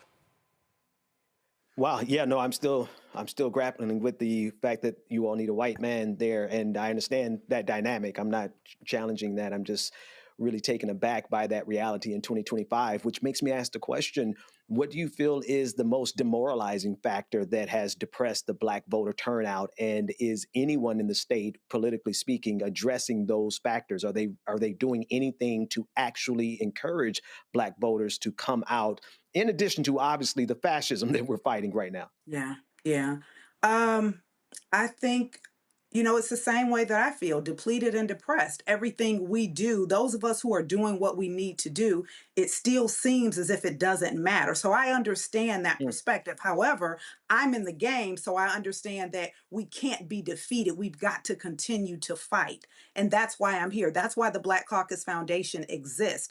And so what we have to do is to continue to get to every person that we can. These town halls are impactful. For 300 Black people to come out in Springfield, that's a number I didn't even know existed. So they want to be seen. They want to be heard. We just got to go to where they are. And we haven't done a good job of that, right? Because when you think about running for state office, you can't necessarily reach all of your constituents. As a councilwoman, I had 4,000 people in my ward here in the city that I live in. I still couldn't get to all of those doors, but we've got to be intentional, right? We've got to realize that one vote, one more seat makes a difference, and we got to keep fighting at it. And as long as we encourage people and they see us, I think they will get back on board. But we've got to show up. And we've got to talk about the reality of what's happening. Because when I look at what's happening in healthcare, my daughter, who's 31 years old, right? She has a child. She just got cut off of Medicaid. She had to take her employer's insurance. But that's going to be such a deficit now for her income. And that's the unfortunate reality that we have to deal with. So it's impacting everyone. It doesn't matter the position that I have. It's the fact that I am a Black woman and that my family still experiences these exact same challenges as every other Black family, every other poor family in the country, but also here in Ohio.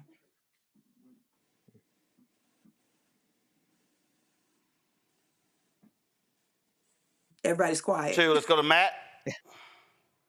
Yeah, so I have probably, a weird question, but I actually went to law school in Toledo. And I mention that because every time I think of Ohio, I feel like Ohio has a much larger Black population than the numbers represent. So I guess my question is, in terms of positives and ways that you see the tide turning, how do you leverage that? And I ask because when you're in major cities in Ohio, I feel like you see a lot more Black people than you do in a lot of other states in big cities. And that seems to me to be leverageable from like a representation standpoint. So I'm interested in how the organizing looks on the ground and what you've seen as the positives, because it's not an overwhelmingly large state. So it looks like you should be able to really galvanize support there in a way you might not in a Texas or a larger state. What are your thoughts in that respect?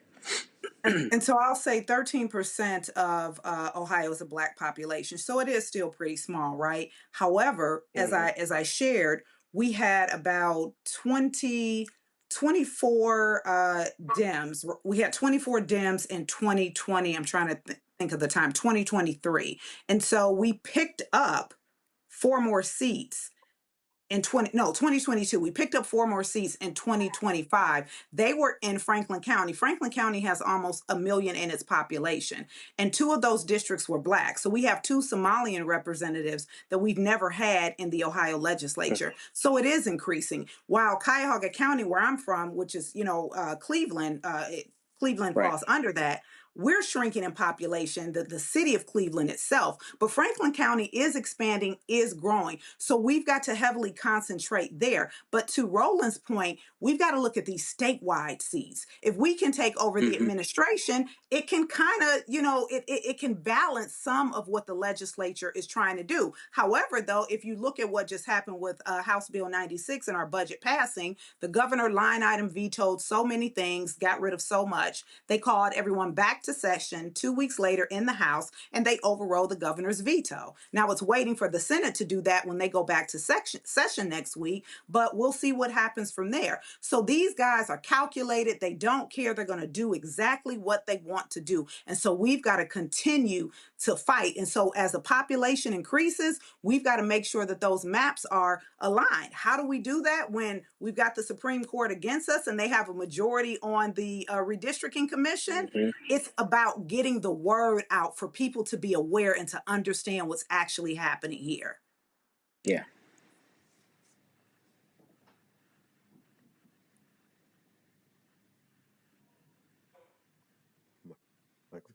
Michael?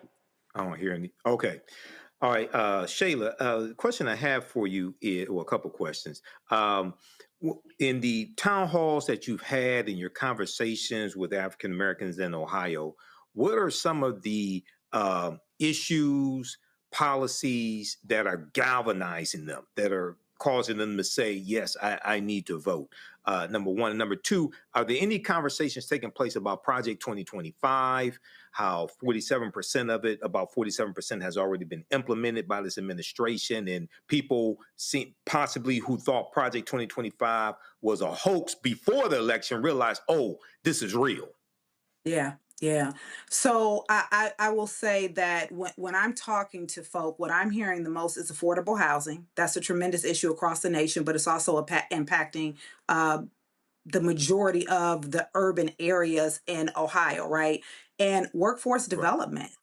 People are struggling to get jobs. The state gave all of this money to this Intel project that I guess the feds have now taken up, and they walked away. They walked away. You look at the $600 million that our state in House Bill 96 just gave the Haslam, which owns the Browns, right? That's our money. And so people are looking at that. They're realizing that they're outpriced. People don't have a place to live. They can't afford to live for this working blue collar state that still exists. And so that is what is getting people activated, right? Because people want to be able to eat. People, they don't want to end up in a scarcity mode. And it's interesting you say that, because when we have our community action agency centers across the state. And so the predominance of them are in rural communities, because we have 88 counties and we only have like 8 major counties. And so the predominance are in these very poor, rural, extremely rural communities. We even have some rural areas that don't even have proper piping, right, to get water inside of their homes. So that's how bad it is here in Ohio still in certain areas. But they are reaching out. They're concerned now about what their health care is going to look like. They're concerned about the food being cut, SNAP benefits being cut, and children not having access to the school lunches. What are their children going to eat? So guess who they're looking at to help them solve those issues? Who do they come to? Always the trusted Black folk. Right. So they are interested in as well. And so I have hope that that could be somewhat helpful in these very small rural communities, but the numbers are so small. When you look at our smallest community has 12,000 people in it. And so that's not a huge number of folk voting when you're talking about, a state with millions of folk in it. Well, it sounds to me like y'all need the Moral Mondays that Bishop Barber was leading in North Carolina, and that change, that really impacted a lot of those white communities, because the issues they were raising, they realized, oh, this ain't a Black thing, this is a people thing, a poor people thing, and it's a bunch of broke-ass white folks in Ohio who need to understand, and they're voting against their own economic interest. Absolutely. Absolutely. All right. We appreciate it. Last question. When y'all doing these town halls, are y'all live streaming those town halls? We are not, but we will start. We will start. I mean, look, Roland, I'm not good with technology. No, but no. Listen, y'all got to live. Right. You got to live stream the town halls because the reality is, if the person can't get there, they're working or whatever, and y'all can be reaching more people. So, yeah, you got my number. Send me a text so I can walk y'all through how to do this. I promise I am, because we're doing the next one the 1st of October when I get back from the CBC. So I will be reaching out to you. All right. Appreciate it. Thank you, guys. Thanks Have a lot. Good night. Take care. Bye. Folks, going to go to a quick break. We'll be right back. Roland Martin Unfiltered on the Black Star Network. Soon to the Black Star Network. I have name recognition, but I tour more than any rapper. And it's a lot of overseas stuff. And it's like I'm going all over I've been to 80 countries in my lifetime. And sometimes I'll do interviews with people and they be like, so what you been doing? Like, what you been doing? You know what I'm saying? Like, I just came back from Belgium and Brazil and South Africa. What you been doing? Right.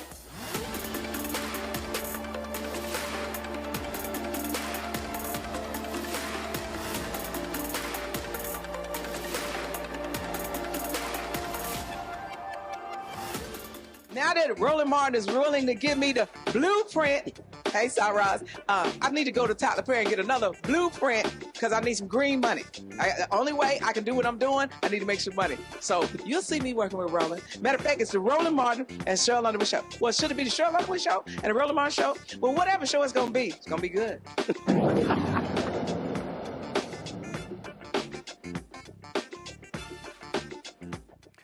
All right, there's nothing more delusional than these idiots working for Donald Trump who believe that he should get the Nobel Peace Prize. Oh, they're claiming he did all these amazing, incredible, unbelievable things, ending wars, ending famine, bringing peace together, bringing the Fat Boys back together as a group, reconciling the Commodores as well. Oh, he has just been doing all of this. Listen to one of his cabinet members. This was at that Putin-like cabinet meeting where they just heap praises on the dear leader. Listen to this crackhead. And we hope to settle them before the end of this year. Your team is nothing short of incredible.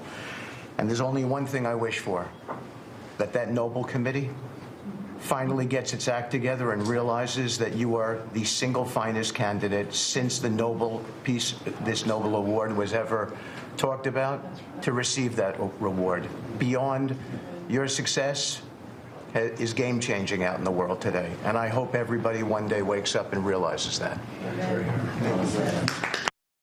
Okay, I'm sorry. Did y'all miss that? Did this crackhead say that? Okay, maybe I heard that wrong. Maybe did he say ever? Let me play it again because maybe I was hearing something a little different, and maybe y'all can correct me if I'm wrong. Okay, go. And we hope to settle them before the end of this year. Your team is nothing short of incredible. And there's only one thing I wish for, that Nobel Committee finally gets its act together and realizes that you are the single finest candidate since the this Nobel Award was ever talked about, finally gets its act together and realizes that you are the single finest candidate since the this Nobel Award was ever talked about to receive that reward.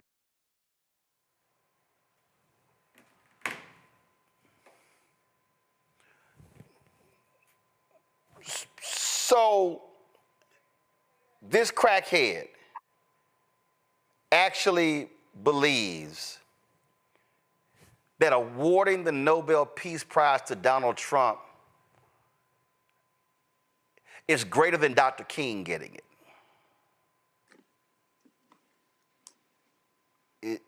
It is greater than Nelson Mandela and Botha, is greater than Mother Teresa. Now, I've seen people high. I've seen people who drink in the middle of the day. I fly a lot. I see people ordering Bloody Marys and other drinks with alcohol at 6, 7 o'clock in the morning. That ignorant shit we just showed, you got to, I know that man got home and his wife went, "Are you that stupid? Ever? Ever?" Here's old lying-ass Press Secretary Carolyn Levitt. Listen to her dumb ass. The president has now ended conflicts between Thailand and Cambodia, Israel and Iran, Rwanda and the Democratic Republic of the Congo, India and Pakistan, Serbia and Kosovo, and Egypt and Ethiopia.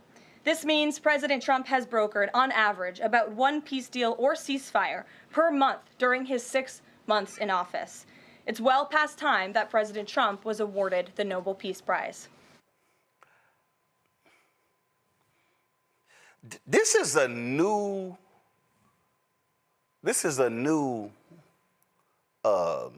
lip balm.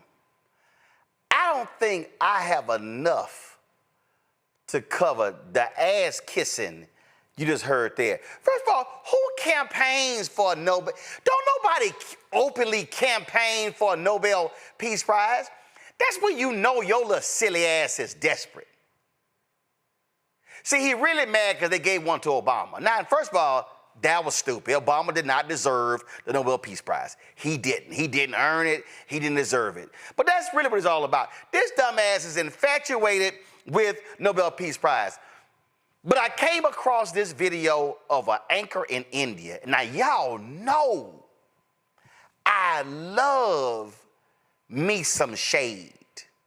Oh, do I love being petty. And I don't even know her name, but she has absolutely earned the moniker Queen Petty of India. Roll it. If only Donald Trump was president in the 20th century, so much could have been avoided. The First World War, the Second World War, the nuclear arms race, the Cold War, Trump could have prevented all of it. After all, his surname is Ceasefire. We know that all politicians are full of themselves. They can be arrogant and boastful. But Trump is one step ahead. He is shamelessly full of himself. And we saw an example of that yesterday. The White House openly demanded a Nobel Peace Prize for Donald Trump. Listen to this. The president has now ended conflicts between Thailand and Cambodia, Israel and Iran, Rwanda and the Democratic Republic of the Congo, India and Pakistan, Serbia and Kosovo, and Egypt and Ethiopia. This means President Trump has brokered, on average, about one peace deal or ceasefire per month during his 6 months in office. It's well past time that President Trump was awarded the Nobel Peace Prize.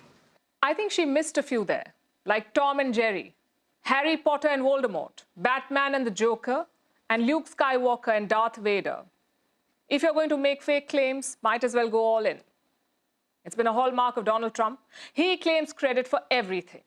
What's worse, he wants global recognition for it. In other words, he wants the Nobel Peace Prize. Now, just to be clear, a lot of unworthy people have received this prize. A lot of unworthy people have also been nominated for it. But none of them asked for it. I mean, this is not a reality TV contest. It's not like you can send an SMS to Norway nominating Donald Trump. You must let your actions speak. So let's look at Trump's actions. We mentioned his bombing record earlier on the show. Trump has dropped 530 bombs in 6 months. To put that in context, his predecessor, Joe Biden, dropped 555 bombs over his whole presidency, 4 years. Trump has dropped 530 in 6 months. Not very peaceful, is it? Let's also look at aid cuts. Trump has cut 80% of America's foreign aid. That's almost $60 billion of help. And we are talking about life-saving help, like vaccination campaigns, remote health centers, public health services, and medicine distribution. What will be the impact of these cuts? Medical journal Lancet has done some research. They say the aid cuts could cause 14 million deaths by 2030. I'll repeat that for you. 14 million deaths due to Trump's aid cut. And a third of those are children. Does this sound like a peace laureate to you? Does this sound like a respectable statesman? The answer is no. Someone tell Trump that typing in all caps is not diplomacy, plus it's out of fashion. Gen Z would be horrified by the all caps. This is the era of small Ks. But coming back to his credit fever, as a species, we should be more thankful to Trump. Thanks to his negotiations with God, the sun rises every day. Thanks to his mediation, ships can sail on the ocean. If not for him, gravity would not exist. Give us a break. Americans can vote for whoever they want to. Just don't expect the world to fall in line. I can think of a dozen people who deserve the Nobel Peace Prize. Trump is certainly not one of them. And I'll tell you what disqualifies him. It's not just what he is doing now. It's what he will do if he wins the prize. I can guarantee that Trump will sell a Nobel experience at Mar-a-Lago. You can come, click pictures with the prize and go, just $500. Chances are he will also sell Nobel-themed belt buckles and baseball cards. Again, just $100 each. But jokes aside, there are too many reasons to disqualify Trump. You've got casual sexism. You've got sexual assault allegations. You've got casual racism. You've got Islamophobia. And you've got actual warmongering. Take your pick. There are two kinds of leaders in this world. One who leave the world a better place, the other who leave it worse than they found it, and Trump is clearly in category 2. We suggest he take up a new obsession and leave us alone. In fact, I've got an idea. There is a country in Africa with vast reserves of rare earth elements. It's called Wakanda. If US officials are listening, get Trump on the job. Urge him to sign a deal with them. If anyone can, it's Donald Diplomacy Trump. What? The champ is here! The champ is here! The champ is here! The champ is here! Oh my God! The champ is here! The champ is here! Ben! The champ is here! Did she lay into his ass or what? And she did it so calmly, so matter of fact. She didn't have to be bombastic or even raise her voice. She laid out the facts. I think what's wildest about this, Roland, is the fact that so many grown human adults actively cater to this behavior. All of the people who are in his cabinet, all the people who serve underneath them, like, do they have no sense of self-respect? How could you grovel for anybody? I'm sorry, just we're adults. There is no groveling for another human being. Right? But they do it actively every day. And they don't just do it because they have to. They go above and beyond. That first clip of the guy you called crackhead like 10 times, he really went above and beyond to make sure that Donald Trump could emotionally feel how committed he was to worshiping Trump and that Trump gets this Nobel Peace Prize. Last but not least, you were so right to pull up the fact that he is just, again, jealous of Barack Obama.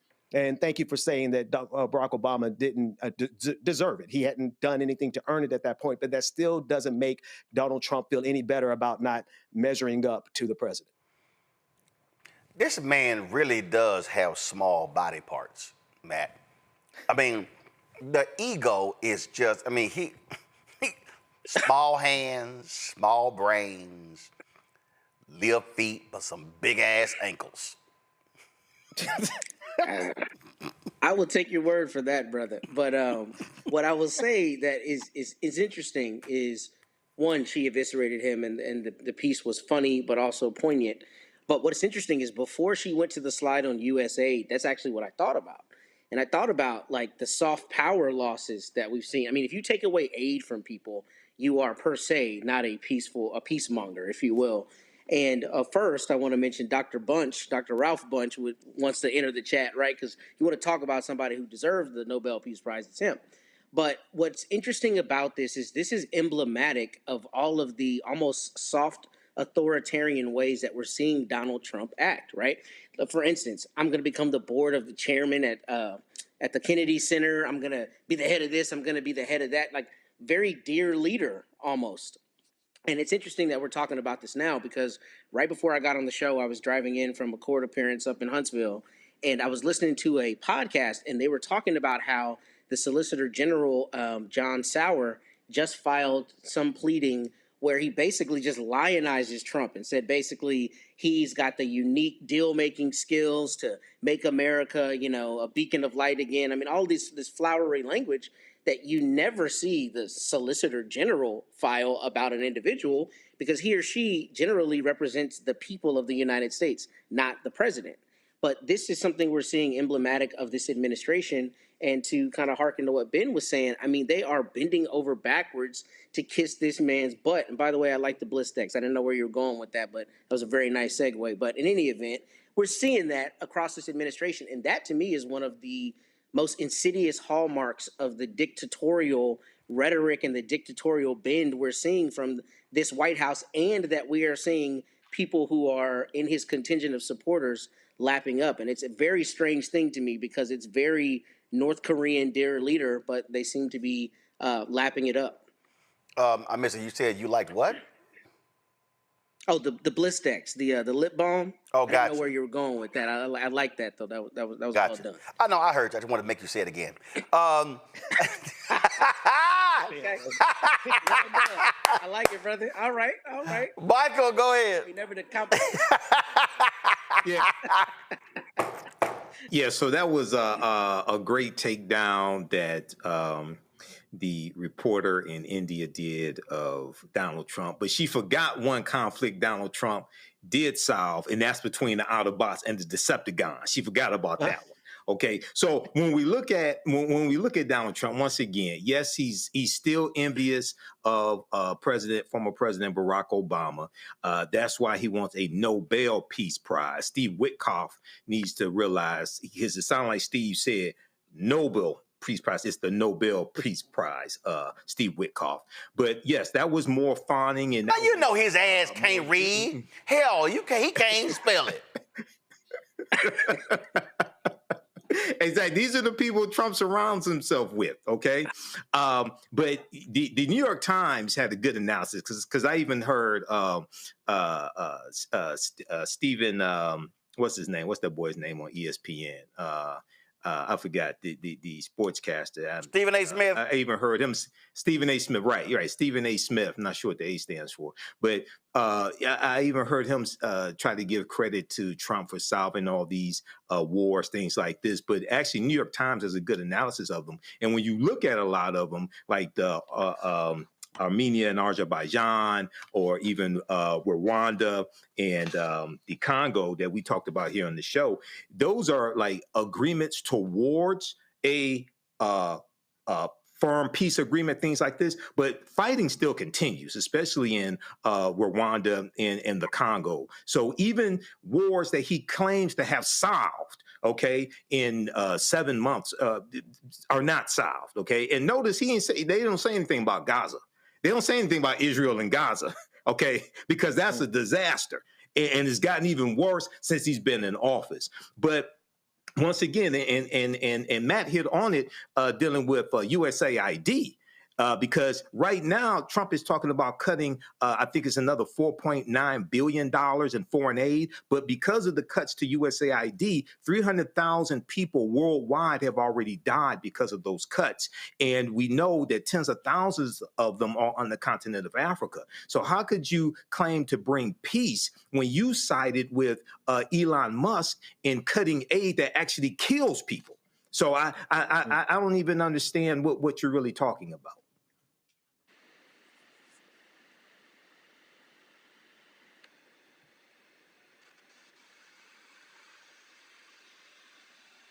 I want to show y'all something which is kind of important because, you know, we're sitting here and we're clearly showing how delusional this dumbass is.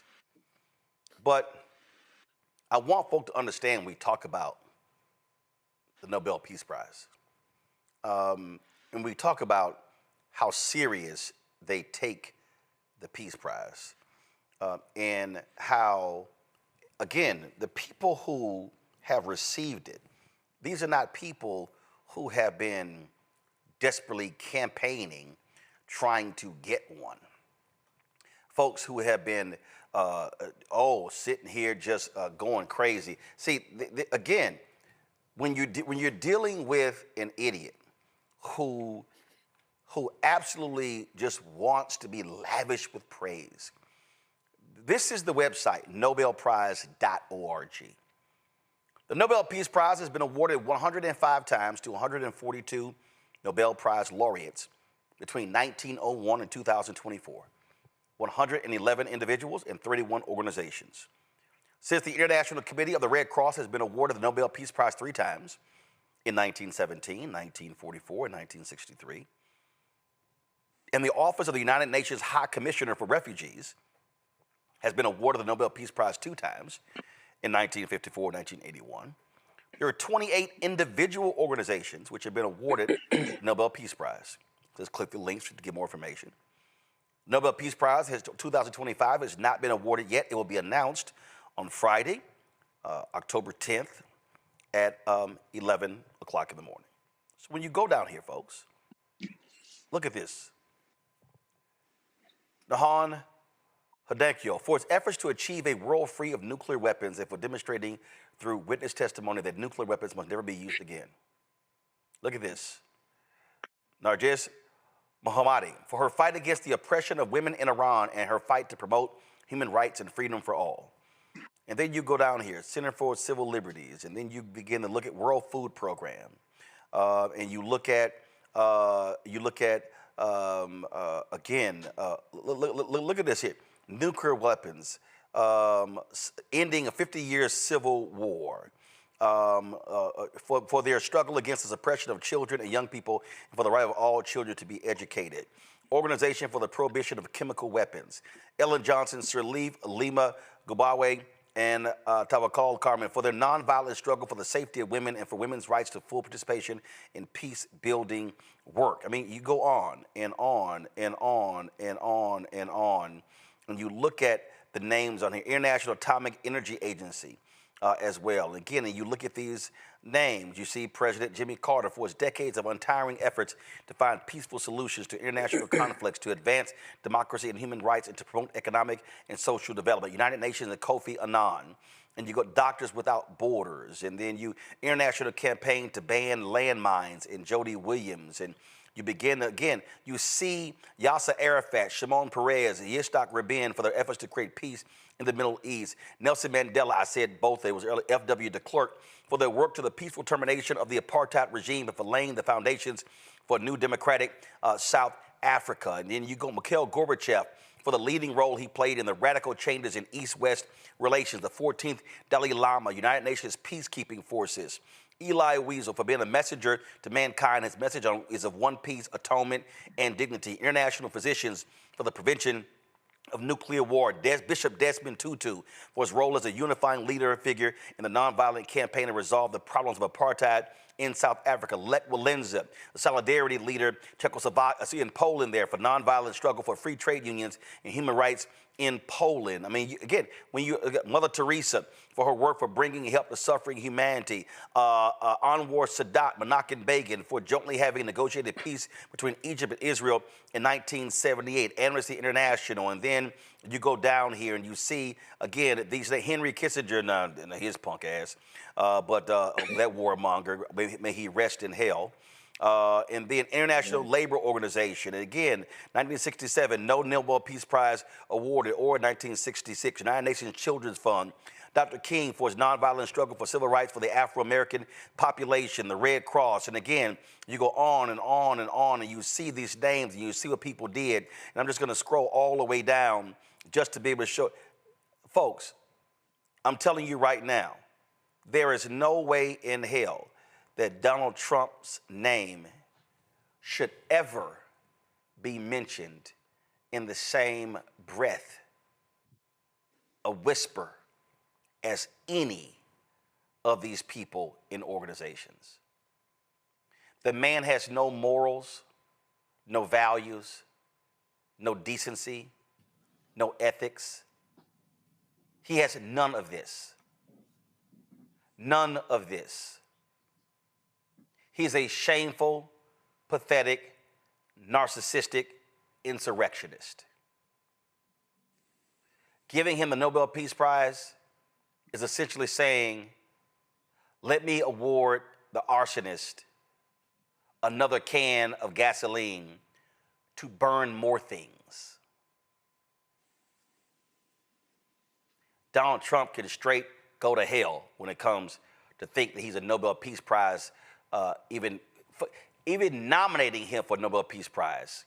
The person must be shameful. So, trust me, he ain't getting it. I'm gonna do a quick break. When we come back, you know the racist of the Republican Party, they just love them some Confederates. Pete Hegseth, he's back, and so is Robert E. Lee. I'll tell you about it next. This week on The Other Side of Change, 300,000 Black women being pushed out of the workforce. this is shocking yet unsurprising. So what happens when a bunch of Black mothers lose their federal job? Their kids are not being fed, their kids are not being taken care of, but that trickles down to the entire community structure, which may be built on the backs of Black mothers and Black women more broadly. Tune in on The Other Side of Change, only on the Black Star Network.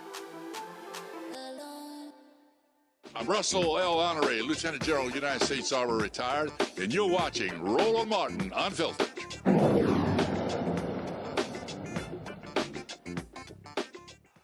Why are Republicans so silent on this story? A white North Carolina Elections Board chairman has been charged with drugging his granddaughters. James Edwin Yokely Jr.'s two juvenile granddaughters found 2 pills in ice cream that they had purchased from Dairy Queen. Investigators reviewed surveillance footage which revealed that Yokely himself had placed the pills in the ice cream. The pills tested positive for MDMA and cocaine. Is it? First of all, y'all going right. If you're gonna sit here, do y'all know what MDMA is? Isn't that the date rape drug?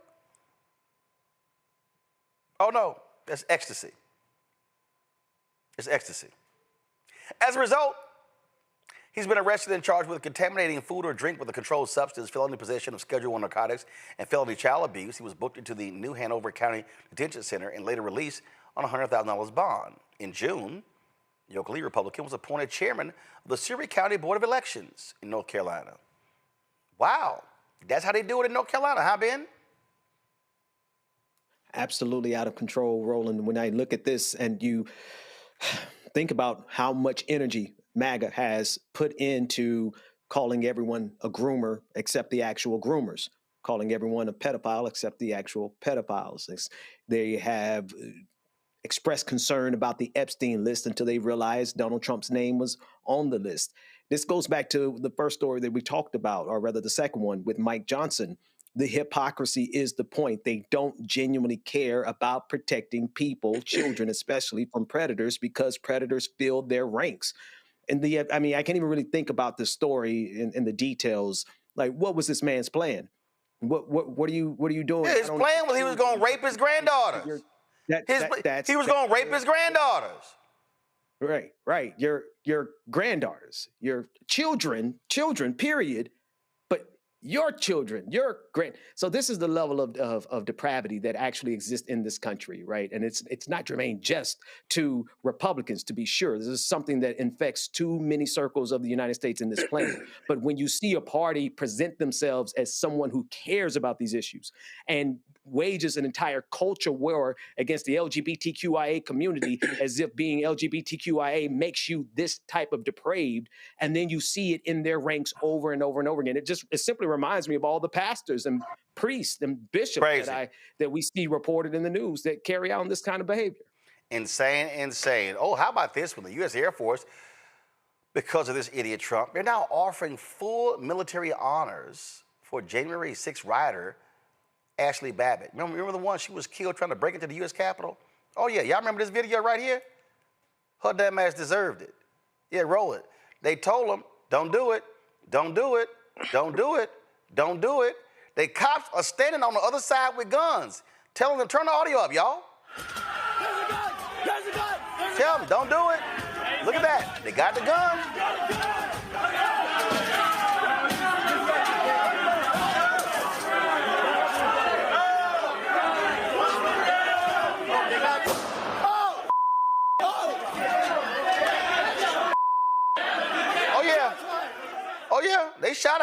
She was killed, 35 years old.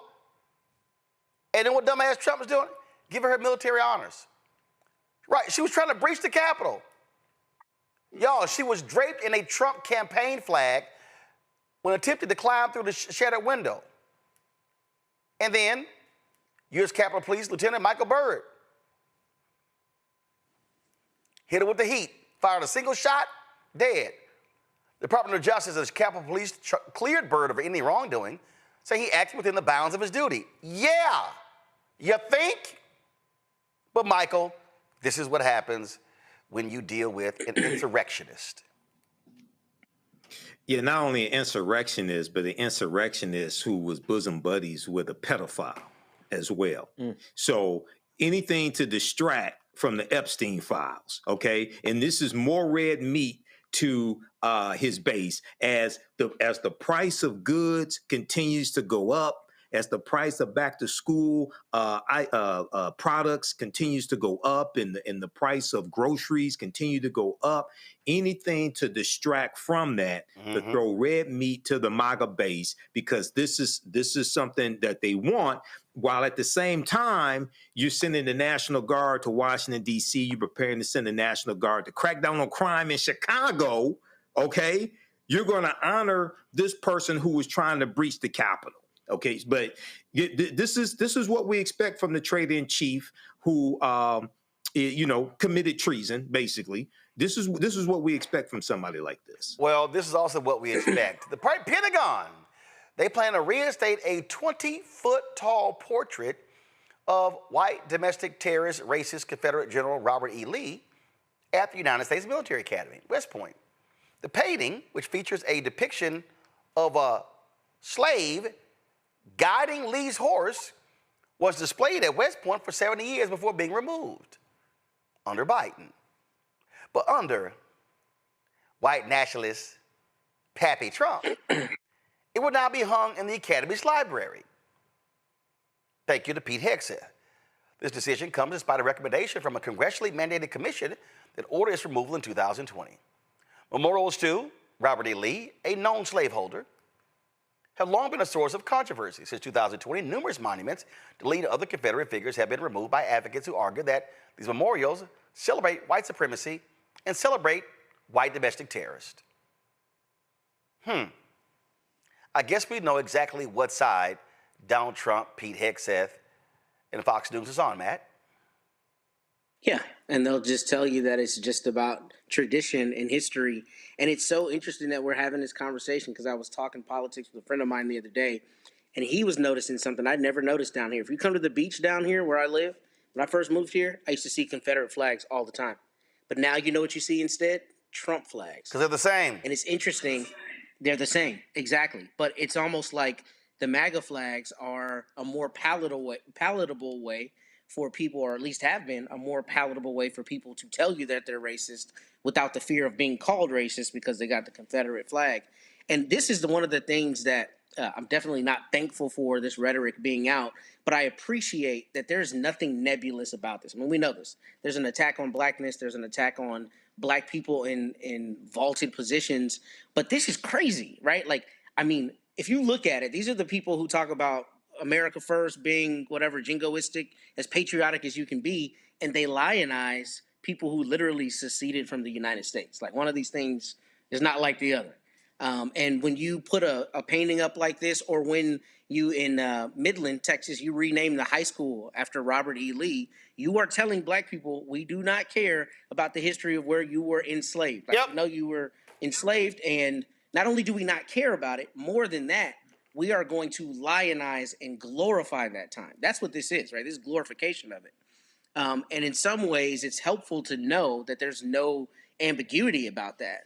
But it is, it's abhorrent. And I don't understand. I mean, I think Michael mentioned it earlier. It's exactly what I was thinking. I mean, these are the same originalists or people who talk about originalism. And treason is one of the original crimes, right? And the idea that you can storm the Capitol as an enemy of the sitting Congress is extraordinary, right? Like, that's about as inconsistent with the framers' view of things, if you want to be a person who's an originalist, and nonetheless, we're lionizing those. Ashley Babbitt's getting full military honors. It's bizarro world. But when you are the one controlling the goalpost, you move it anytime it needs to be advantageous for you and your whiteness or white nationalism or whatever it is you're peddling at that time. And that's exactly what we're seeing with this iconography of Robert E. Lee being hung at West Point. I mean, it's crazy. Speaking of moving the goalposts, we're going to end the show with this level of stupidity.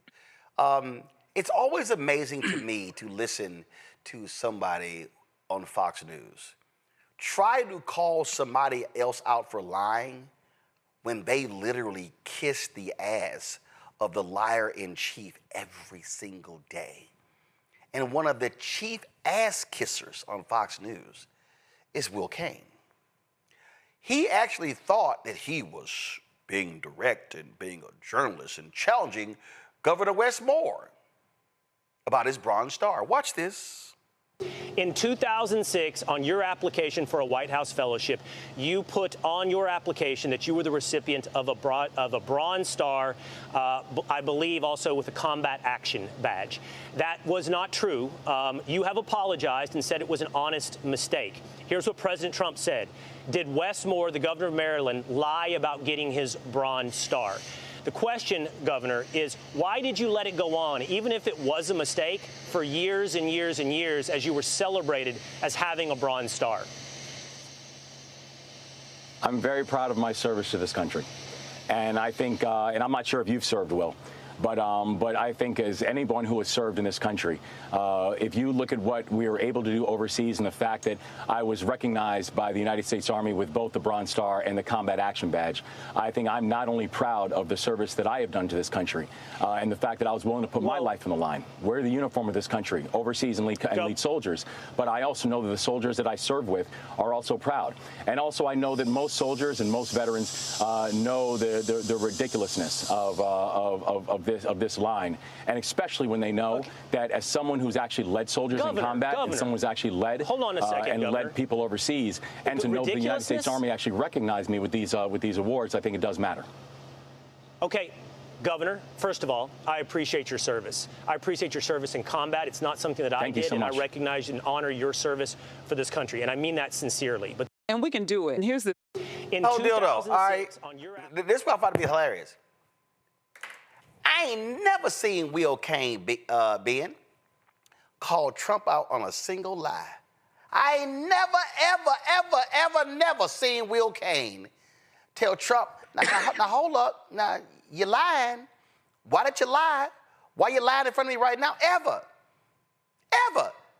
First of all, Fox News paid $787.5 million because they helped spread Trump's lies about the election. In fact, Will Cain is such a punk ass.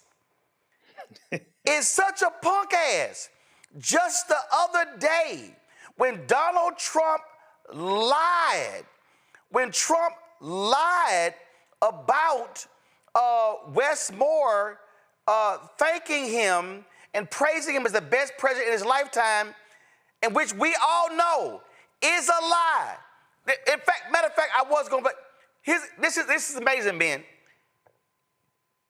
Will Cain reads the lie, plays the video debunking the lie, and then his punk ass is still scared to call Trump a liar. Watch. Knocking the hell out of him. Wes Moore is posting on social media saying that President Trump can't walk, but maybe he should walk the streets of Baltimore. It didn't take him long to respond to the president there in the Oval Office. He said, LOL, keep telling yourself that, Mr. President.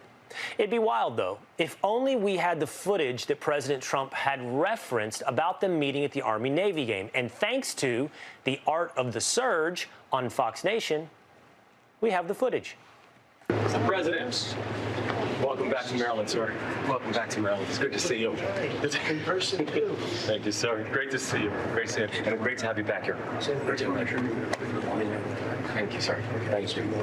Thank you. Well, we are very, very anxious to be able to work closely with you. And I know the Key Bridge is something that we're specifically.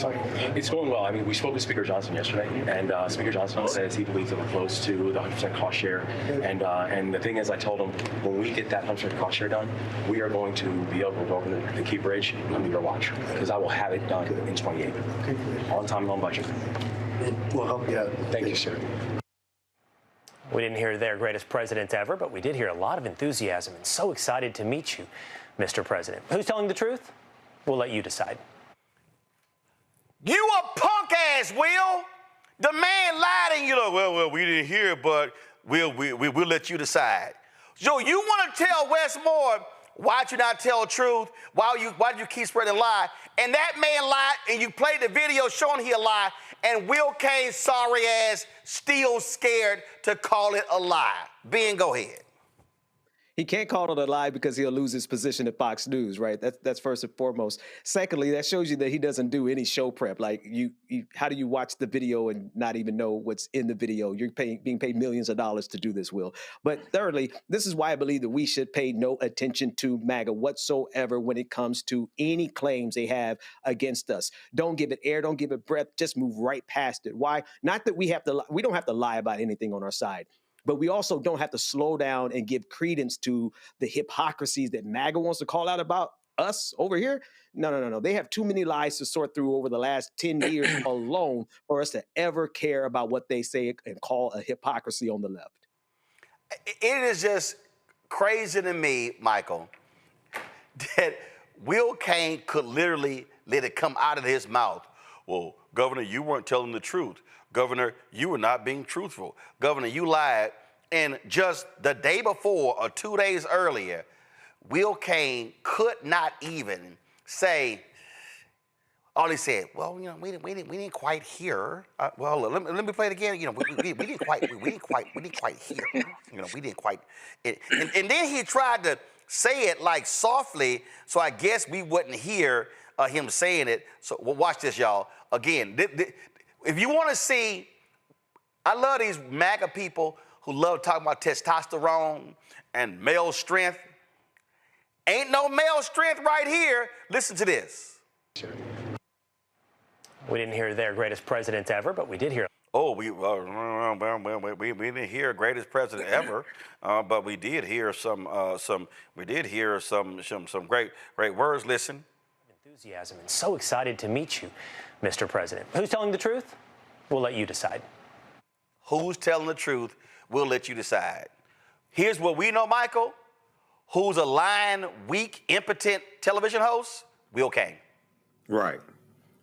And there's a lot of them like that on Fox News, and there's some on MSNBC and CNN, but Fox News is the worst. So with this right here, you see now, for those that don't know, and I had to do some research on this, Governor Westmore in December 2024 received the Bronze Star. It is true that in 2006 on a White House fellowship application, he said that he had received the Bronze Star for his service in Afghanistan, but that was not true. But yeah, because there was because that was a paperwork issue, and the commander later resubmitted it. Go ahead. Mm-hmm.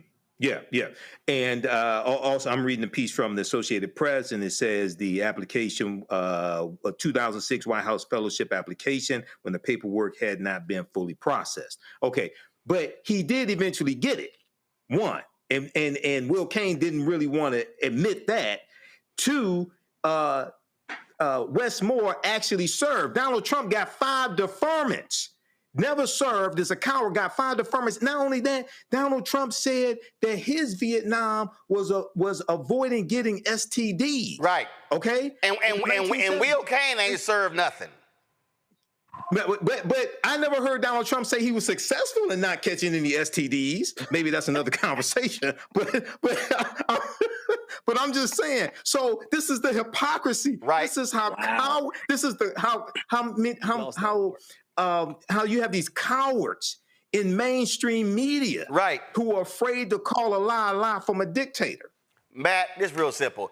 Will Kane, and listen, I used to debate Will on CNN. I got his number. He follows me on Twitter. I follow him on Twitter. And we had back and forth debates. You know, he went to University of Texas, sorry-ass school. I'm a Texas A&M graduate. But he was weak as hell when I was at CNN. And you know what? This is called, if you want to see white man failing upward, it's Will Cain. He's the new Tucker Carlson, okay? And they just love him because they think he's great, got a great head of hair, supposedly a lawyer. That boy ain't bright. But you got to be weak as hell where you want to, where you sitting there getting patted on the back. Oh, he held Westmore, took him to task on this whole issue. When you were so impotent, you couldn't even say, Donald Trump, man, we played the video. You lying. He ain't say all that you said. No, but he make matters worse by sitting there going, you decide. I'm not going to decide. I'm not going to decide. I know what the video says. I mean, I know what Trump says.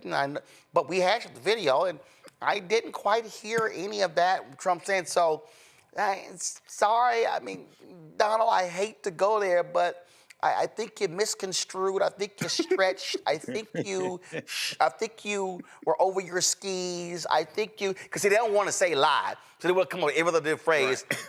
But Will's sorry ass couldn't even say that.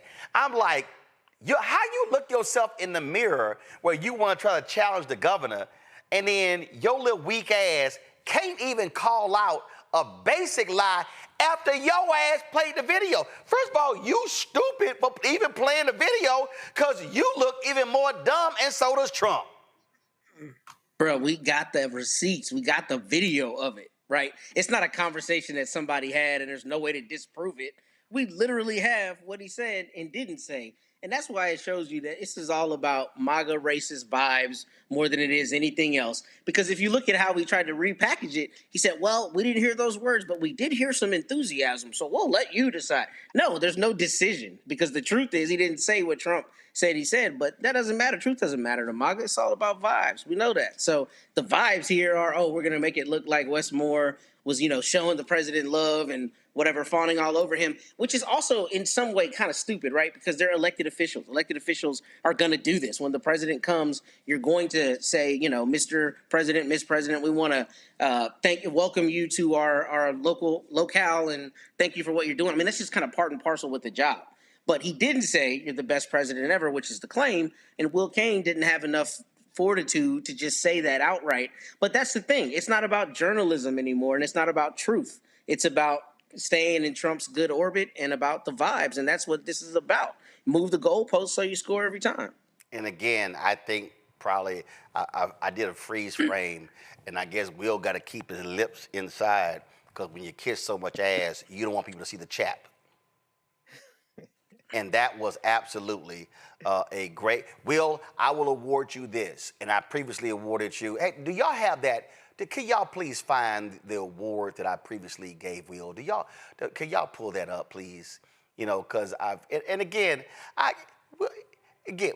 remember the award I gave Will, okay? And so what gets me is the sucking up that's what's just so crazy to me. Like, the sucking up is so bad. Like, you got to kiss that ass so much. Okay, I get it. The cabinet people, that fool said this, oh my God, you're the greatest ever in the history of everness, get a Nobel Peace Prize. I get all that. But I'm like, bruh, you got to kiss the ass that much that you can't even call a lie when you just played the lie. You repeated the lie. You played the video that contradicted the lie. And then you go, y'all heard it. You decide, because I don't want. And you know what? I got more respect if he went, hey, y'all, listen. I ain't trying to get on Trump's bad side. I really need this job. The check is nice. They pay for all of my hair care products. So listen, I am not going to contradict anything that Donald Trump says, because I just can't do. Do y'all have the award ready? We put this together. You know what? I think we should just go ahead and play this again, because Will Cain, you're outdoing yourself. Roll it. Golden Trump MAGA Ass Kissing Award, honoring a lifetime of exceptional flattery and unwavering dedication to ass-kissing excellence, awarded to Fox News' Will Cain. For unparalleled commitment to the fine art of sycophancy, this prestigious honor recognizes those who have bent over backward, perfected the art of empty praise, and elevated brown nosing to an Olympic-level sport. From his relentless nodding in agreement to his uncanny ability to compliment even the most questionable decisions, Will Cain has demonstrated an unwavering devotion to the craft of kissing ass. His lips have graced the ass of twice-impeached, criminally convicted felon-in-chief Don the Con Trump with such finesse that even history itself must pause in admiration. May this golden Trump MAGA ass-kissing award serve as a symbol of Will Cain's lifelong achievement of puckering up and kissing the ass of a wannabe dictator, and ensuring his legacy of loyalty remains forever unchapped.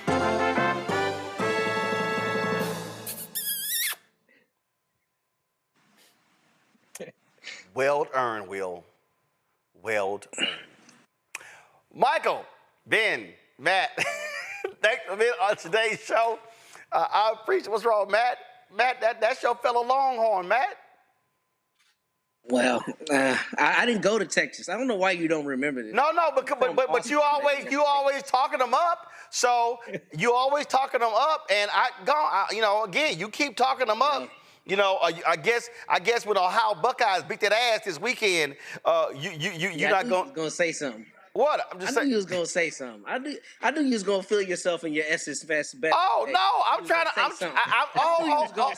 So I'm just trying to say. So you didn't go there, but you really, really like them, right? I mean, my parents met there, so my blood is literally orange. How about that? Oh, okay. I went to Howard. You know that. Okay, yeah, no, I understand, but you always. But I also drove away from College Station today. But you always repping them so hard. You always repping them so hard, so. You're right. Mm-hmm. So right. So go ahead, claim Will Cain. No, definitely not doing that. Come on now, you don't got to be disrespectful, brother. Come on, you crossing some lines there. You crossing lines talking about the Longhorns on this show. Gag them is all I gotta say, baby. Gag them. You know what I say? Saw horns off. That's what's gonna happen when them Ohio State Buckeyes. Me if Texas win. You know. First of all, you know when they lose, your ass will be the first one to hear from me. No, not even. They about to get that dub. We know you're gonna have. Let's go. You're gonna have your phone on mute.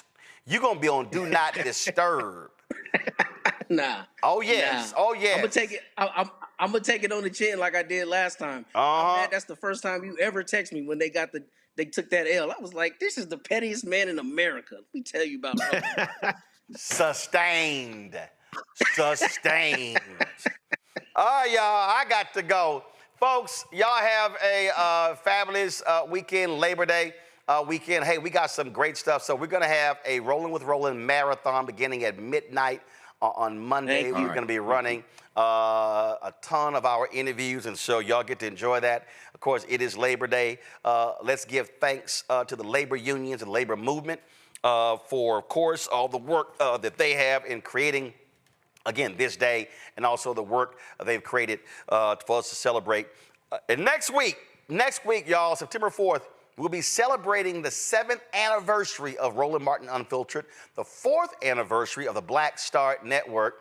And on that day, I'm going to unveil something new we've been working on. But also, I want y'all, we got a renewed focus. Y'all, we're going to be going hard in 2026. And we need your support in doing so.